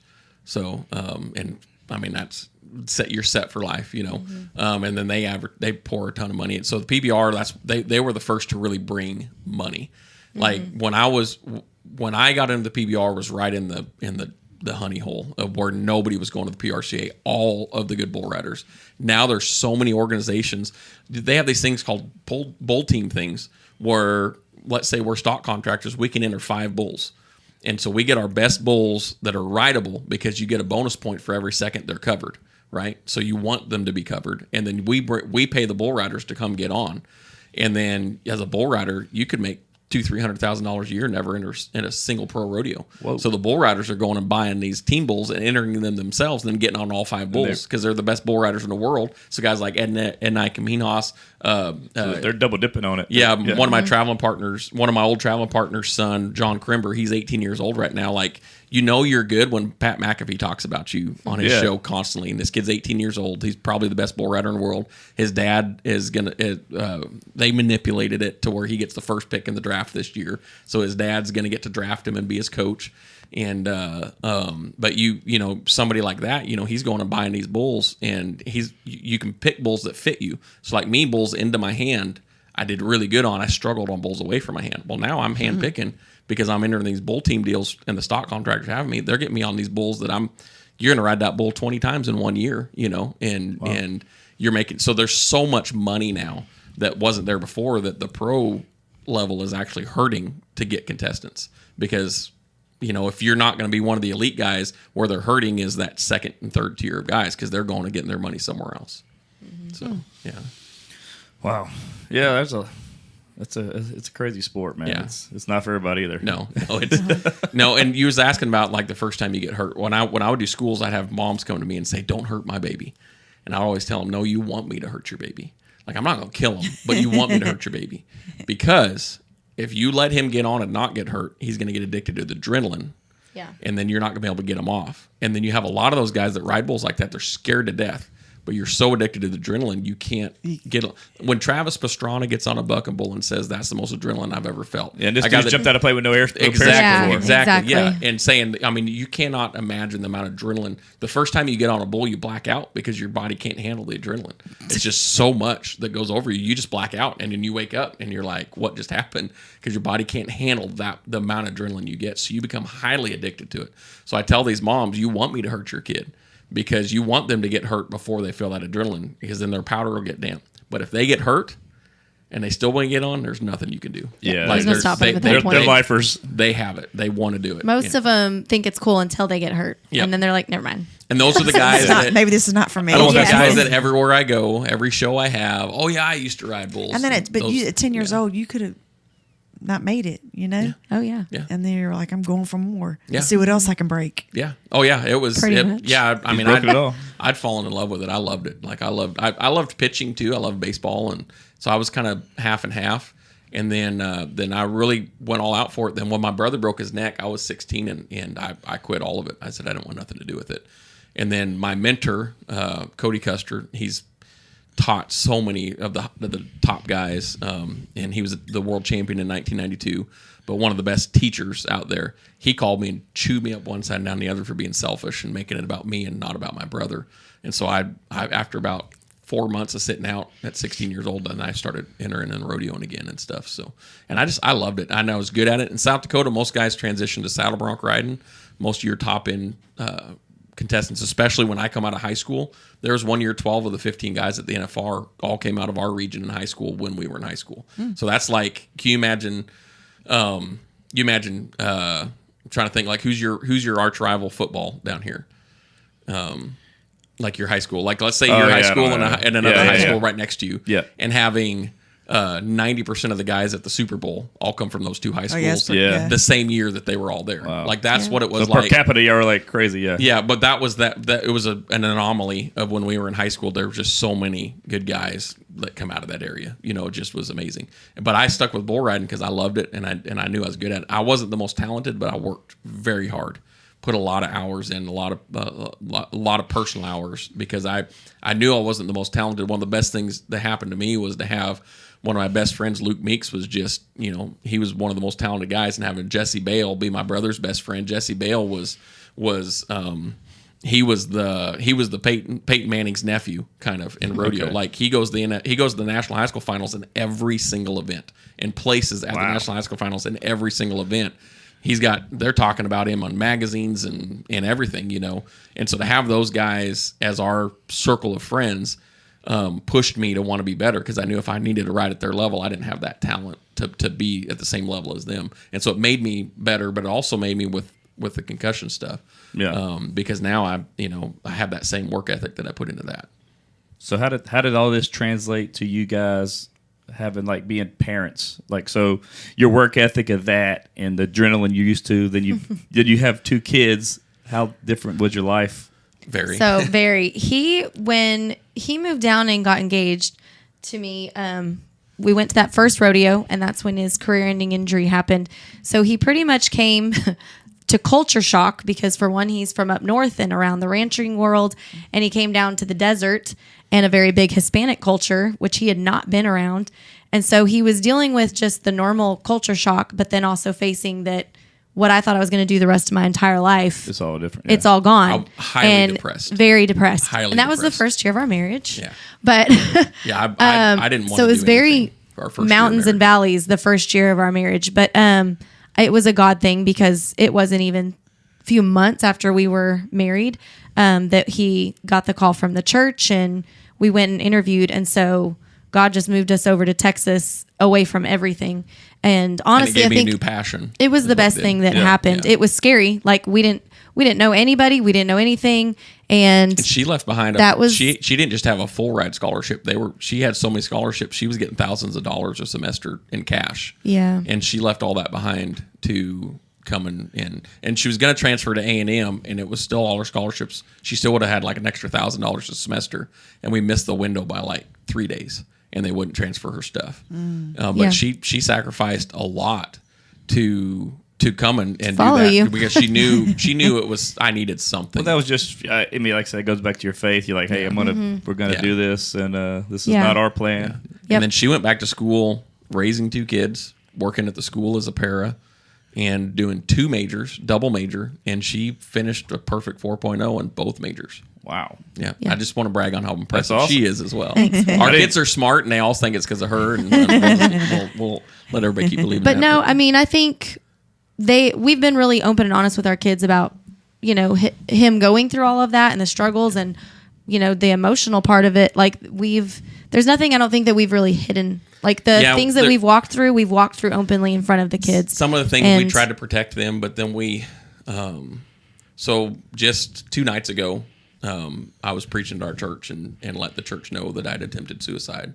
as concussions. That's the dark side of the CTE. Yeah. And told the story with that. Well, we sat down with our kids before, and they'd pieced together that it had happened. And I mean, this is years ago, but that's the kind of stuff I don't like to but it's the realness talk about. It's the realness of what. Yeah. But could I've happen. also, since I've been on your podcast, I went and spoke at a conference just right around the corner from your house here, and met an agent who is a speaking agent, and he was like, "Man, we need to get your story out," and he said you need to be talking to Fortune 500 companies and talking about your story and not giving up. Pretty much what I've done there, and so he's been working very aggressive with me for the last 2 months. In fact, that's who just was trying to call me right in the middle of filming this podcast. Actually, was him. Yeah. And but working on telling that stuff, and he's like, you have to tell that side of it. People need to know it, and I thought of it as a weakness, even when we drove home Wednesday night. Like it was just like, man, I just felt like I just exposed myself to friends and your peer group. Yeah, exactly. Yeah. And then it was very humbling, the text I got of thanking me for the transparency and it could help somebody in that room. Well, and I was talking about that's the big thing. What I was preaching on was people are God's greatest treasure, and in the middle of wanting to punch somebody over the weekend, that's usually how that works, But I was talking about Titus 3:10 that says, "Give a divisive person a warning once, give him a second warning, and then you cut him out of your life." And saying that that time had happened because divisive people had got into my life and just ripped me apart, and I just kept you think in ministry I have to be open for everybody, and I just let them keep tearing me apart. And with concussions, that is no depression. Like I was depressed that first year, but I wasn't anymore. Like I got over it. But I also was going through major pain medicine withdrawals because I'd been almost 2 solid years on pain meds, and we didn't know at that time that they were highly addictive. So I'm going through like drug relapse pretty much for a whole year. So I mean our whole first year of marriage was just not. But good I think all like around. all those struggles and everything with his brain, I mean, it really has made a major impact on the kids. Yeah. Like our daughter, he mentioned earlier, she's fascinated by everything with the brain, and she now wants to go into neurology. And it's like, she probably wouldn't have never have done that without growing up with him. And she could dealing change the with all world. brain. In her health class, she texted us Yes. the other day, all excited. Her health class, they do these surprise tests because we want to see how much you know, and then they teach, and then it's like benchmarks. Yeah. And they did a benchmark on the brain, and she aced it. It was all the the different parts of the brain, was and like, she's I like, got this. I I aced got that this. one. I knew exactly what every she single did. one Yeah. was. But and she related it. She was telling me in the car, and she was relating it to like him. And he's like, she was saying, where his bruise is the front right lobe, and she was like, well, that's the talking one. I know that. And then she was talking about the side ones, how they're all the ear, nose, and throat. And she's like, that's why. And she's like telling me like I don't know, but she's like, that's why when he hits the side of his head, Mom, that's why he has like those ghost smells, and that he has the ring in the ear. And I'll I'm like, eat popcorn. It tastes just like fascinating. burning rubber, and that just happened a couple of years ago. Yeah. But then like the ministry side too, that how he, we've both walked through, our own, everybody's got a battle. This is ours. And how we've walked through it through faith. And now our son at SFA has joined the Chi Alpha group. I don't know if you guys are familiar. Mm-mm. It's a Christian it's like a discipleship. discipleship. Group. Yeah. It's But- all over. That's what he's got voted president of our Yeah, city. that's what he said. Yep, you saw And that. the previous president or the guy over it, that's one of the biggest compliments we've probably gotten as parents, was he came and he says your son understands ministry better than people that have gone through seminary. Yeah. And that's just because of how we've had to walk through our faith. We include our kids in everything, and to me, and I know it drives them crazy, but to me, everything's a teaching moment. I really live by, even though my fuse is short, people are God's greatest treasure. And so we'll go on vacation to New York City, and they've got to stand around because I'm talking to some random person because what's your Does not story? know No, a stranger. just what's your story? Like I am not the guy. I'm not the Tim Tebow. Yeah. Which I love Tim Tebow and what he does, but I'm not the guy to preach down your throat. I'm the guy that the Bible talks about all the different types of soil, and everybody looks at the hard soil and the thorny soil and all that, and they say, well, those soils aren't plantable. And I'm the guy that goes, I'm a farmer. I can make that soil plantable. And so I want to get to know you. And so I'll just I will stop and talk. If someone, you can tell when someone just wants somebody to talk to. Yeah. And they'll just stand off to the side and put everything on hold for 40 minutes while I'm sitting there just, what's your story? We're very patient family. Tell me that. But then Most of the time. my daughter and I are in Target the other day, and this lady starts complaining about stuff, and I was in a hurry. And my daughter's like, well, tell me why that is. And then she sat there, and I was fighting tears. I didn't even know. I'm fighting tears as she's talking to this lady for like 20 minutes just about this and that and just all that. And I was like, that's what I want to teach my kids. I want to teach my kids to make impacts. I want them to be impactful people, to where they're constantly, when they see somebody, like the comedy thing, I just want to be where God wants me to be. If the way it's taken off in the last 2 years blows me away at the speed it's taken off, but if God told me tomorrow to set it down, I would. I really feel like what has happened is I had my careening injury, and listen, God didn't hurt me so that I go in the ministry. That I hate it when people say that, because I'm walking. I can remember it like it's yesterday, walking across the arena, carrying my gear bag, hearing God say, "Don't get on this bull." Yeah. So I mean, it was not a like I shouldn't have got on type deal, but God turns all things for the good, right? Yep. And so I feel like I had given up 20 years of my life for ministry, and now I'm kind of in this transition spot where the church that I work at allows me to just like, hey, you still work as long as you get your stuff done, but you do what you got to do for this. And so I'm getting to go do comedy. I'm getting to go do the stuff, the motivational speaking, and getting to speak at these amazing places and tell my story and speak it. Like, I love speaking into people's lives and it not having to be ministry, but just impacting them and growing them. And I feel like I'd given 20 years up, and now God is giving me a lot of my dreams back. When I was on your show last time, I told you one of my dreams has always been to go to the Grand Ole Opry. Well, I'm getting phone calls from venues now saying, hey, we thought you should know the Grand Ole Opry's calling us and asking, is he legitimately selling your venue out? Like we're seeing on the records that he sold your venue out. Is he legitimately selling 400 tickets to your show, or is that an inflated deal? And so now, like, I'm like getting giddy inside. Like, I wanted to go to the Grand Ole Opry as a singer, and now there's a possibility I could do comedy there. Like, I feel like a lot of comedy there. Yeah, they do about that. Yeah, they'll bring a comedian on every once in a while. Like Dusty Slade does a lot of comedy there. Nate Bargatze does a lot of comedy there. And those guys live in Nashville. All those guys are Nashville guys. Yeah, Brian Bates. I don't think he's done it yet, but Aaron Weber has. I mean, what an honor! It'd be cool. Yeah, and so I feel like now the comedy thing. But I've always, like, if you'd have asked me as a bull rider, if you'd have asked me as a youth pastor, if you'd have asked me as a comedian, what's the one thing I would absolutely love to do? It'd be a motivational speaker. Like, I just love it. And now, because of comedy, the door is reopening. I've been doing motivational speaking for 25 years, but on a small scale. Now I've still got a lot of work. We're looking to hopefully launch November, December. The new look, the new everything with it, and it's going to be geared towards Fortune 500 companies. So speaking in front of a big crowd, is it easier than doing your comedy? And I've spoken in front of large crowds lots of times, and I'm more comfortable in front of a large crowd. Like I'm going to do a private show for the Daily Grace Company, and I don't know if you guys know them, but a lot of your listeners probably know who they are. And I'm going to do this private show, and it's only going to be like 20 people, and I'm more nervous about that because He's freaking out. I don't see everybody's face that close. Exactly. Yes. I like to look out into a sea of people.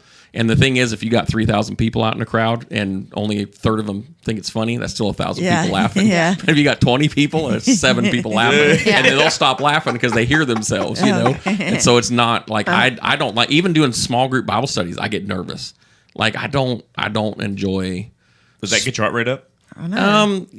Not really. No, I've learned to have to control my heart rate. Yeah, it's a lot of breathing too. Yeah, I do a lot of. Yeah, she'll even still. She's like, "What's wrong?" And I'm like, "I'm just getting oxygen to my brain because that just." I'm a broken record. Yeah, because I take. What's wrong? Yeah, You okay? Yeah, I guess I do that when I do that when my fuse gets short too. So yeah. I may or may not have tailgated somebody on the way here because they cut me off and I was gonna. Like, what are you gonna do when you catch them? I don't know, but I want them to know I'm mad at them. You know, don't be cutting me off like that. So, but I'm learning to control my fuse too. You know, and except road rage. So like y'all think you had that promise before you got married about no fighting. Yes. Was there anything that y'all did like prior to having kids? Like, hey, we're going to do this with our kids no matter what. Was there anything like that along those lines that? Well, I will say we didn't have a lot of time to prep because we got married and had a the kid baby right came real quick. Yeah. But yeah, that's literally. And then the second time we're like, hey, let's think. We thought about having a second kid. Thought about it. So one time without a condom, and they were like, oh, maybe not. PG, baby. Maybe not. And then pregnant. So it's 2 times 2 kids. So very fertile. Yeah, we are very. I'd always joked that, you know, if you pee on an electric fence, you're probably never going to have kids. And my brother I was peeing on a tree one time. I was like 10 years old, and my brother ran up behind me and turned me to peeing on an electric fence. And I'm thinking it made my boys swim a little bit better because it was like, I'm gonna tell you, you can't stop peeing. It sucks every liquid out of you. You're thinking, stop. It's just what? Wait, you're peeing on electric fence, but you're shocked on the. No, it's because the electric fence is sending electric current to your pee-pee. Yeah, it's going to through your pee. It's going through the pee. Yes. Yeah. Oh your my body. god! You are connected. As bad as you think it hurts, yes. And you just keep peeing. You don't want to stop. I couldn't stop. You're being shocked. So bad. Yeah, I'm getting just gosh. jolted. I'm like 8 years old, but I got him back. Like, here's the thing. Like, we're like this. Like 4 years later. We're not gonna talk about the kids. Sorry, but he'll walk. This before he broke his neck. He walked the same route to go feed the bulls every day because we had a bunch of bucking bulls in the pen. And he would always procrastinate till dark. So I went and took 2 metal T-posts and set them up. And then I ran electric wire right through his path. And then hid behind the hay bales. And just waited. And he kept running, walked in that electric fence. And I had it on the highest thing. And he just screamed bloody murder.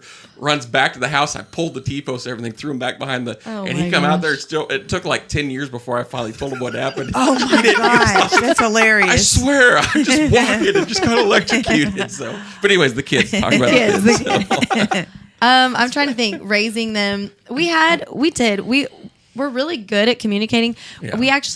I lead women's Bible studies, and we just did the story. I think it's the story of marriage by John and Lisa Bevere. And a lot of this book, it was really encouraging because a lot of it was, you know, talk about these things before you get there. Make a plan, make a vision for, you know, what you want your marriage to look like, what you want your parenting to look like. And it was kind of cool because obviously what we've always done. Our kids are teenagers, and I would go home and talk to them. I'm like, babe, we did all of this naturally. Yeah. We had really good examples though as parents. And so we had a lot of conversations. I'm trying to think of like specifics. Both of our parents were very purposeful at teaching us to be good humans. Yeah. Yeah. And so I think it just naturally became part of us to naturally do the same. And as being well. youth pastors. Yeah. I mean, like you see the messes. You see what parents. I'm an observer, and as a youth pastor, you watch parents who are doing it right. You watch parents doing it wrong. You never go to them and say you're doing it wrong, but I'm making mental notes of. We were talking about that today on a deal. Like you'll see parents, their kid will talk back to them as a toddler, and they think it's the cutest thing. Oh, look at this. This is so cute. Yeah. This is so funny. But they don't realize that kid is wiring their brain at that age, right? Yeah. And so when you're allowing them to do that, when you're allowing them to come lay in your bed every single night, right, and separate your marriage because they have to be the more important to you, and you're not setting that wall of, listen, it's very important to us that we have our time and we have our time with you, but my wife is my importance and her husband. But to set those boundaries, you're wiring them young to think that way. By like 2 years old, our kids never tried to come lay in bed with us because they knew they weren't allowed to all the way up until then. Stuff like that. Yeah. But if they threw a fit, they got in trouble for it. And people think spanking is such a bad deal because, like, well, I'm spanking when I'm mad. Well, no, you're spanking when you're mad because you told them to stop 100 times, and the 101st time you finally. You're correcting them is what you're doing. You're not beating them. You are correcting them. Yeah. And you're molding them. And then you watch as they become teenagers. You'll have people come to us when our kids were teenagers be like, man, your kids are so respectful. Your kids are so... we struggle with that with our kid. Well, I watched you wire their brain to think that disrespect was... funny wanted. and cute. Yeah. And so they think they want more of that. And so they act more of that. And then when they get to be teenagers, you realize that's really hard. Like, can't it doesn't break that just... in. Yeah. You're trying to break a cult that's already been written. And people always say, why didn't you want to be a senior pastor and just a youth pastor? Because I've broke cults that other people have rode, and it's a lot harder. I like getting them when they're young and being able to pour into them. And our youth ministry we're not just teaching you the Bible. We're teaching you budgeting. We're teaching you career goals. We're teaching you life goals. We're teaching you how you're supposed to treat your wife or your husband, how you're supposed to raise your kids. We're teaching you how you should be budgeting your money and what you should be doing with credit cards and what you should. Well, it's because we don't want you to grow up and be an adult and then be hundreds of thousands of dollars in debt before you realize the issue that you have. And so, and I think that's why we've always been. We've seen so many kids that have come out of our youth group, like we said, and I'll tell you the names after because I don't like dropping names on things like that. But I'll tell you some of the people that we've youth pastored, and I guarantee you're fans of them. Yeah. And they're highly successful in their careers and highly successful in their lives because we always taught them. Even the teenagers, we'd treat them like they were our own kids. Even when we had 400 or 500 kids, we're still treating them each like that. And I would always say, what do I want? If this was my kid, how would I want them to turn out? And so when our kids got to that age, I think it was a lot easier for us because we'd practiced on hundreds of kids. By that time, thousands of kids. And so I think it was a lot easier for us. And then as we wired them young to learn respect and know respect and train them that I think a lot of... the mic. No, you're fine. Well, I was going to say one of the biggest things was just realizing from the moment they're born, like, there's things that are important and we're going to stick to them no matter how long or how hard. I was talking to a coworker today about our son. He used to be really disorganized, like super messy. And it was a battle. And it's one that, like, you could easily just be like, I give up. Like, who cares if his room's messy? Which we kind of have with our daughter. Yeah. Same here. My daughter, I that's what I told her last night. I'm like, are we ever going to, like, grow out of this stage? She goes, yeah, when I get older, when I get my own place, I'm going to be organized. I'm like, that's what my daughter says. I'm like, let's start getting organized now. Yes. Oh, it drives me crazy. It's like, awesome. your room is It's your a own wreck. place. Yeah, and I'm like, go her clean and your our room. daughter butt heads because they are the exact Oh, same me and person. Kinsey butt Same heads. way. So I'm like, go pick up your room. She takes all her clothes and clean her room is thrown in the laundry room. So I'm going Yes. through. I'm like, this is clean. This is dirty. Well, this is all dirty because it's been sitting in the laundry hamper. So Yes. it's all dirty. Well, she'll be like, the dog just ate all my candy. Well, because it was. Wait, it's oh, like, we've had that well, too. it was under a pile of clothes, Dad. The dog can smell it. Yeah. It does not matter. So, but tell about Tyler because this is really cool with Tyler. But anyways, of just realizing, like, to not give up on those important, the characteristic things that you want to instill in your kids. And one of them was to, take responsibility for your space and just little things like that. But so I never gave up. My mom would always encourage me, like, no, it's important. It will pay off someday. It will pay off someday. And, like, I remember him being a kid and tell him to clean his room and he'd just shove everything everywhere. And it's like, there was like a dirty sock in the toy box. And I remember, like, dumping it. I would just take it and clean it up, like clear it into his floor and say, nope, try again. You're going to be in here until it's done right. And it's exhausting as a parent when they're kids. But then when he got to middle school, it was like the light switched and he got it. He was playing Skyrim. He was playing Skyrim, and you build a house on Skyrim, and you decorate the house. This was and do the all light that bulb stuff. moment. And he literally goes, that was fun. That looks And then really he just cool. cleaned his entire room, and it's never been dirty since. Yeah, he's more organized than us. Now. Yeah, he is. Yeah, But his like dorm even room, you could probably eat off the floor. Yeah. being Yeah. picky eaters. Oh, my we wouldn't let gosh. him. No, you're gonna eat that. Yeah. That See, was, ours like really I aren't. feel like I cried. Our kids eat. Yeah. They try everything. Our they eat son, which is Ours our son do would now. eat peas with But they barbecue would sauce not when they were 'cause little. He'd like barbecue That's sauce. one thing I don't so like. he put barbecue sauce on He would everything, cry. and he'd just bawl and bawl, but he'd eat it. He would but throw we're not going to let you fits, eat and chicken he nuggets would, and every I'm like, meal. no, I'm not cooking you something else. And we stood by it for years and years. And that was another one. awesome. They just encouraged me. He didn't want to It'll eat pay off, meat. it'll pay off. He was like, and I was like, no, you're a Morrison. You're a meat eater. He was like, no. I'll And tell- then his no. 6th or 7th birthday, he goes, or no, it was like his I don't like know. 7th or 8th birthday. I think his 8th birthday. He's like, we'd always tell him, whatever you want for your birthday, you get. Yeah. You know, and he said, I want pork chops. We said, Tyler, you don't like meat. He goes, Dad, I'm 8. It's time for me to eat meat. I like meat now. And he's been eating meat. And it's like with him, it's just just flips that day. Yeah, Like he it's so crazy. Like if he ever got Yeah. addicted to cigarettes, he could probably just, all right, I'm done. You know. And our daughter is a little more of a struggle. She We was are- very organized and Yeah. like the easiest Yeah. little kid ever. And then she became the difficult teenager. And Tyler was the difficult, like, total. she's still great. Yeah, but she's a great kid. Yeah, she's just difficult. annoys by us. just- yeah, annoys Annoys you. me. I would- okay. Well, because she steals all her clothes because they're the same size. Oh, yes. Well, we're the same person. We are. Yeah, same So we butt style, heads. same. Yeah. But my son was the really hard kid. Didn't sleep through the night till he was 3. Like wouldn't eat, was picky. I mean, just all those things. But then he was the easiest teenager ever. Yeah. It's really weird. At least they weren't both difficult at the same time. Yeah, that's true. So And he wasn't that popular in high school, and he struggled Yeah, through he junior did. high. Well, junior high was his worst because that's when you have to be with all them kids, and they picked on him. I mean, it was brutal. And band was the only thing that kept him in school. And we kept telling him when you get to high school, you're not going to see them kids because you're super smart. When you get out of high And- school. Yeah. Yeah. Well, no, we said when you're in high school, you're not going to see them because Oh, you're okay. super smart and they're super dumb. Yeah. And so, sure enough, like you'd see those kids and be like, Say that does on your here. son still go to school here? And like we thought he dropped out in 8th grade because they hadn't seen him because he was in all the advanced classes and they were all in the normal classes. yeah. And but when we always told him, you have the personality that's really going to shine in college. You just And stick clearly, through it. I mean, it's, I mean, like, he what is he's He excelling he is there. so He is. popular there. He never plays sports. He plays volleyball for SFA now for their intramural team, and we went and Yeah. got to watch him play against U of H, and Had an awesome block. Had an awesome block, and you're just like, how is that my kid? Like he doesn't to the point like he runs every day and works out every day, and like it's just fun to see. It's fun to see all those years of difficult, and you're going to be a great adult. Yeah. And does not translate as a kid because you're so much older than all these other kids. But and he was excited, and he was a kid, and so he'd get excited. He'd be loud. I'm loud. He's a Morrison. But then you just knew as he got older he was going to be, and it's just, man, it makes me so proud to watch him in college. Not as flourish in so many areas, like it really is exciting to see because as exciting as his college is, his junior high was it was a lot of tears, a lot of Begged us to homeschool him. begging us to homeschool him, and the only thing kept him in was we won't Was have band. band.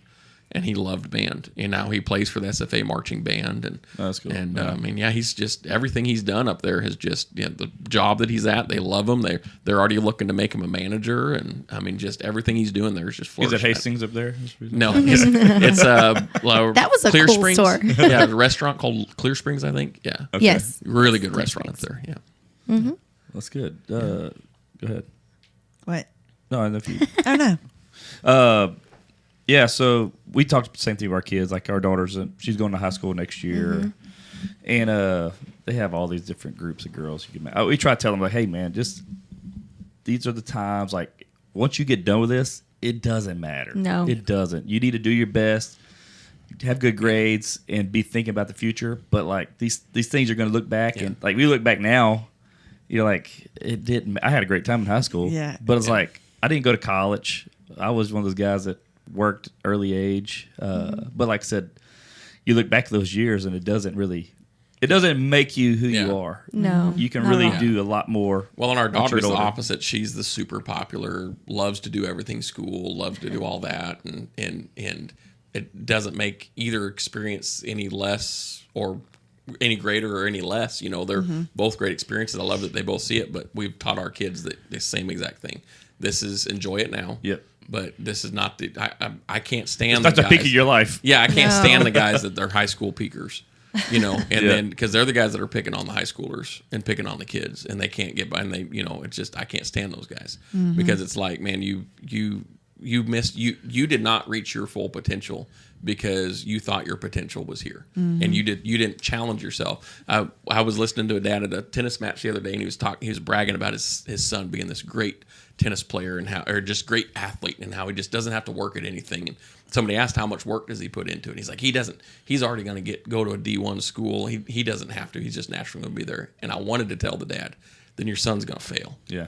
Because you got to work, man. You got to work. Somebody's going to outwork. Like Tebow says. Hard work will outdo talent any day. And if you've always been given everything, and that's why you see these college guys go to the NFL and just fall flat on their face, are the guys that have won at everything, because they've never had to learn how to lose and learn how to push through that. And so I want my kids to fail, because I want them to know this is where we are beside you, and we're going to teach you through this failure, and we're going to walk you through this. Our daughter's going through it this weekend. This last weekend, she cried more tears. She could have filled a swimming pool with the amount of tears that she filled. And here she's going to regionals in tennis and should be excited. Her two of her best friends were the district champions.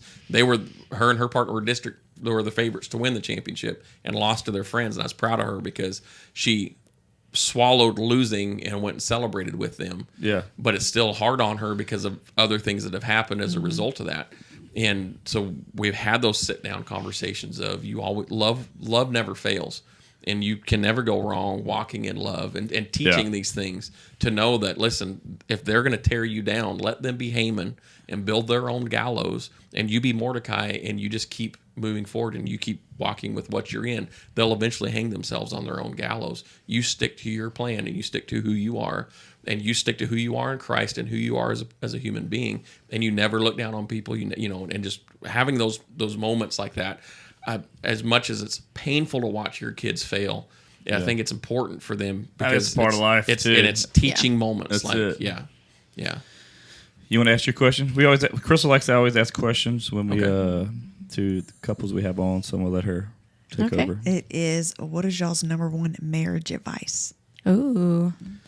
Communicate for me. I mean, honestly, it's so important to communicate. Plan. Like plan your life out. There's nothing wrong with that. Plan how you want to be a parent. Plan how you want your kids to turn out, and then look at what does that mean. If I want my kids to be like this, they're not just going to turn out like this. Plan that, communicate that, and keep that line open, and then don't get frustrated with each other. I mean, that's kind of a three-way deal, but it all falls back on communication. Like that was more than just one. But it all falls back on communication. I think mine would just be that God has to be first in your own life. If you're fulfilled in God and you have a solid relationship with Him, then I'm not looking to Him to fulfill that. Like, I don't need that from Him. I'm already fulfilled in Christ, and He's the icing on the cake. Yeah, you're icing, dude. Icing. I've always said that. Well, we had you said you listened to last week's episode. We had Tommy and Diane McCollister, and that was outstanding. They had a lot about that too. Outstanding. They're real big on that. Kind of the same things. Like we were big believers on not having the kids in your bed because that's that the was parent so space. Never. And then they're faith based and everything. So like I said, it's you hear that a lot, and you hear that from successful marriages and families. So it's I like how they said, we did listen to it, and I like how they were just talking about how taking care of yourself in lots of ways. And my brother just went through a divorce a year ago, and I mean, literally, I heard it, and you can ask him. I'm clapping and like waving the hanky in the car. Like that's because that was exactly it. Where they said you have to love yourself. She had first. things that she didn't deal with, and she just blamed it all on him. Yeah, and it was crushing, absolutely crushing. And I think something else that is important is to surround yourself with friends that have strong marriages. Like, you and I feel like same beliefs. Yeah. I feel like you and I have built a pretty good friendship over the last year, probably. I think it was about a year ago. It was August. I started this episode again with you, Helen. Yeah. It was like August 29th, something like that. Okay, so I look back. It feels like a year ago. It does. But just like you build those friendships, that you have people that have good marriages, because if you don't, what happens is someone who has a bad marriage that's around you all the time is going to look at your good marriage, and if they're not strong mentally, they're going to start convincing you that your marriage, that what I have is better than you. Yeah. And they're going to plant that doubt in your mind, and they're going to cause a division between you and your spouse, because they're planting that, because they want you to to feel the way they feel. Hell they may not no. even be doing, and they may not be doing it consciously. Yeah, they're just trying to justify Yeah, I know, their yeah. own Exactly. stuff. Yeah. So I Misery think loves it's company. important to surround yourself with friends who have good marriages, and then you build each other up. You compliment each other. You know. Well, I want, we like- compliment each other all the time. Yes. I mean, it's Well, and I want my friends to be friends that are bragging on their husbands and building them up, not the ones that Or we just get being together negative. as girls Yeah, and they're just- tearing them down. Oh, yeah. I don't want to be surrounded by that because that's not what I want. We've been around that, but even back home, and those ones never work out. No. Because it's always, because you see it, you're like, oh man, this is not good. Because I couldn't imagine my wife talking about me like that. No. Or be to other people like, dude, that's just, I don't know. It can't work out. the only time I want her talking about me to her friends is when I rock her world. That's it. and then I want to know everything you told them. You do. I'm like, what That is the hell? Let's recall this again. Yeah, exactly. I just want to know, was it that good for you? Let me hear. But for the most part, I mean, we do surround our we're surrounded by.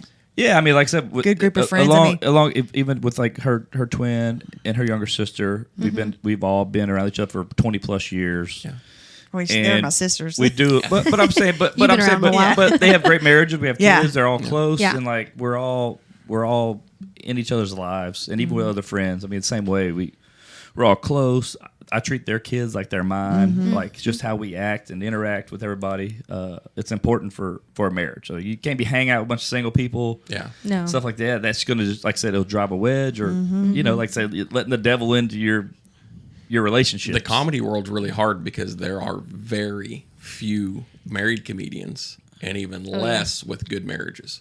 Yeah, I bet. So it is hard to surround yourself, and so I have to almost pace myself. Like, okay, I'm going to go on tour with these guys, and I'm going to make sure I have at least one guy that I can. And if not, then my goal is to be an example. Like, I want them to see this is what a healthy marriage looks like. Yeah. I love what Jeff Foxworthy says. He goes, all the guys that tour with me know when the show is over, if you want to hang out with me, you got to come up to my suite because I ain't going anywhere. He said, I'm never going to cheat on my wife, but I'm a man. And there's those temptations are going to be everywhere. Yeah. And I'm going to tell you, like, I know from riding bulls, you got girls throwing themselves at you left and right, and comedians, they do the same thing. And so he says, if you're a female comedian, I'm sorry, I will be professional with you there, but I'm not going to hang out with you outside of this because my marriage means that much to me. And he says, I get done with the show, I go up, I order food in, I order drinks in, I watch movies, I watch TV, I talk to my wife on the phone, and all the guys on tour, you want to come hang out, we'll bring wine, we'll bring booze, whatever you want, and we'll have a good time up here, but I'm not going out with you. And so you really have to work extra hard in that field. Now there are a lot of the great ones, like Bargatze and Slay and Weber and Gaffigan and those guys, but those are also your elite guys, and it takes a lot to get in the car with them. But then I surround myself with Bob Smiley, someone you guys are going to be having on your show here in a little bit. I mean, I probably tour with Bob Smiley more than I tour with anybody, and we've been friends for 20 years before I even thought of ever being a comedian.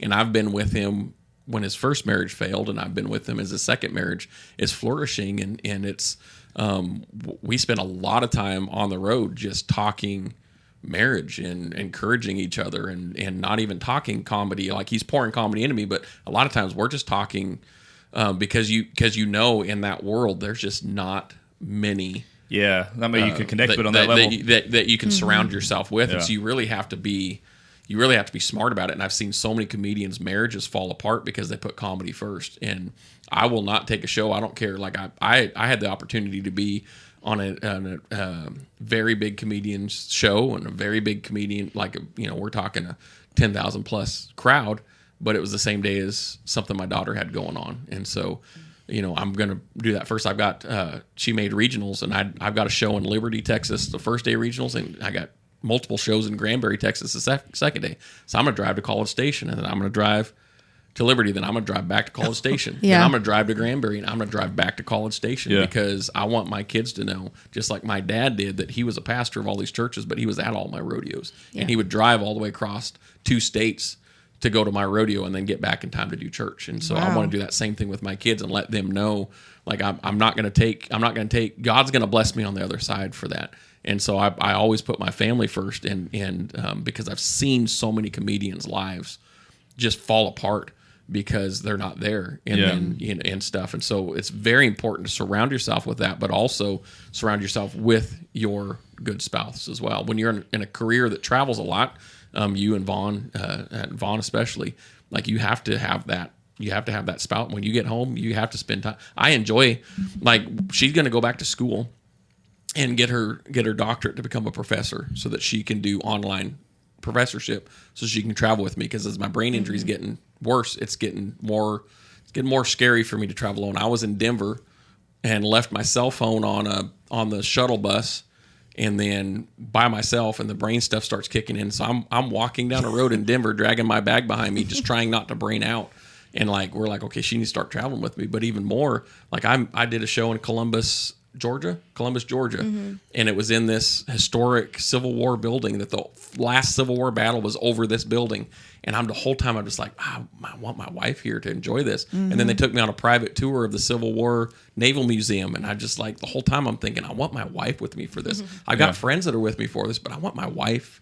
Like, she's my best friend. Like, and I think it's important to have that in that marriage of you want to do things together. Men, we communicate side by side. Women communicate face to face. Their friendship. They talk about things. Yeah. Men, we go do things together. Yeah. And so it's important for me to listen to my wife to understand when she's wanting a friend. I have to listen to her and focus, which is hard for men to do, but I have to do that. And then she knows that when I need a friendship, that we need to go do something together. And she doesn't need to talk. She doesn't need to do. We just need to go do and have it and do things as friends as well. And I think that's important for a marriage as well. Yeah, we do a lot of things together. I mean, we always have. Yeah. That, even with the kids, man, even early on, we brought them everywhere. We did everything together with the family and stuff. So that's important to kids and your marriage, for sure. Yeah. Oh, yeah. I think it's important for your kids to watch you to see it, love each other. Yeah. And watch you admire each other and talk good about each other and all that good stuff. Like, I think it's important. It was really interesting. He was talking about like a lot of the comedians that are not the big names, that it is really rare. They're either single or they don't have great marriages.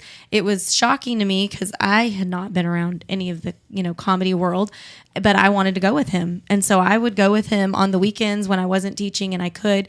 And it was eye-opening. There was one night after a comedy show that we were just in the parking lot talking, and one of the comedians was pretty much saying that, like, I was an inspiration. And I'm like, what? Like, and he goes, that you support him, that you're okay with this. And I was like, why wouldn't I be okay with it? Like, that's something he's pursuing. Like, it was mind-boggling to me. And he says that doesn't happen. He said women, like, and he literally said, I can't get married because, he said I can do comedy or I can get married. I can't do both. And I was like, that's ludicrous. Like, he's doing comedy and we're married and we're happily married. And to him, though, those two couldn't happen simultaneously. And I didn't know that was a thing. And so it was an honor that me just traveling with him, I mean, just us showing some comedians like this is possible. You can have a good marriage and you can still do comedy. Like, it was and she's really. She's my biggest fan, and I'm not allowed to film. Not a fake. Yeah, she's the only one that laughs. Well, yeah, Because I genuinely so bring her to the show or 20. Because when you're early in comedy, you got to film and you got to try to get reactions and everything, because that's what you're sending to clubs and things. So I would have her film, and we learned we couldn't have her film because she would laugh so loud. I would genuinely It sounded laugh. like there was one person laughing. Oh, yeah. And it would be like, I'm doing shows with Bob where it's like 600 people. You And just he's hear her like, laughing, and I'm I like, really "What wanted great!" the film, and I'm like, I'm sorry, I really like great it. film. Like, you're up there doing the comedy, and you're just slaying, and this crowd is just roaring laughter back. You're like, "Oh, this film is going to be amazing!" And then you get it, you're like, "You ruined all of this." Dubbed over and Ivy's laugh. Sorry. That's all. Yeah, and she's got a very distinct laugh. I do. So yeah, it's very high pitched, and so yeah. He's put a few of them on there with my laugh, but now it's kind of a joke with the church. But it's that thing of, they know I really am his biggest fan because I genuinely laugh. Yeah. But yeah, I can't film. Not allowed. Funny. Well, like I said, hey, man, this has been a great time. Yes, it's thanks good for coming. getting to know Appreciate y'all y'all more. having us on. Like, we. No, man, like I said, I look forward to any time we get to do anything. We had a together, great so. time when you came on, Yeah. and like I said, we've kept that communication up, and then you came and stole our fantasy football league championship from us, and Came out of retirement, out of a 10-year retirement or something like Yeah, that. no. You just keep going. You had to talk me into it too. Is what makes it even better. Like, he had to talk Are you me regretting into it. that? No, it's fine. Oh, we had a good time. I know I wasn't going to win, so I was like, I'm going to pay somebody to beat him. Magnus, did you There see you go. the trash talk I sent to Trey from the Fae? Yeah. Just looking at your reels. Yeah. Oh yeah. But yeah, no, thank y'all for making the trip down Yeah, here. absolutely. I know it's a little bit of a hike. Oh, I grew up where it's an hour to school and 2.5 hours to the grocery store. So an hour, God. hour is nothing for me. So Yeah. No, it's been fun, man. We really Yes. enjoy having other couples on. You Yeah. guys have been great. So other than that, man, we thank y'all for coming in. Absolutely. I This has appreciate been a it. good time. Thank you. Yep. Thank you. And that's a wrap, y'all. thank you, Magnus, for keeping your shirt on. Yeah. Yeah. First time. Yeah. Such a gentleman. Yeah. All right, we're out.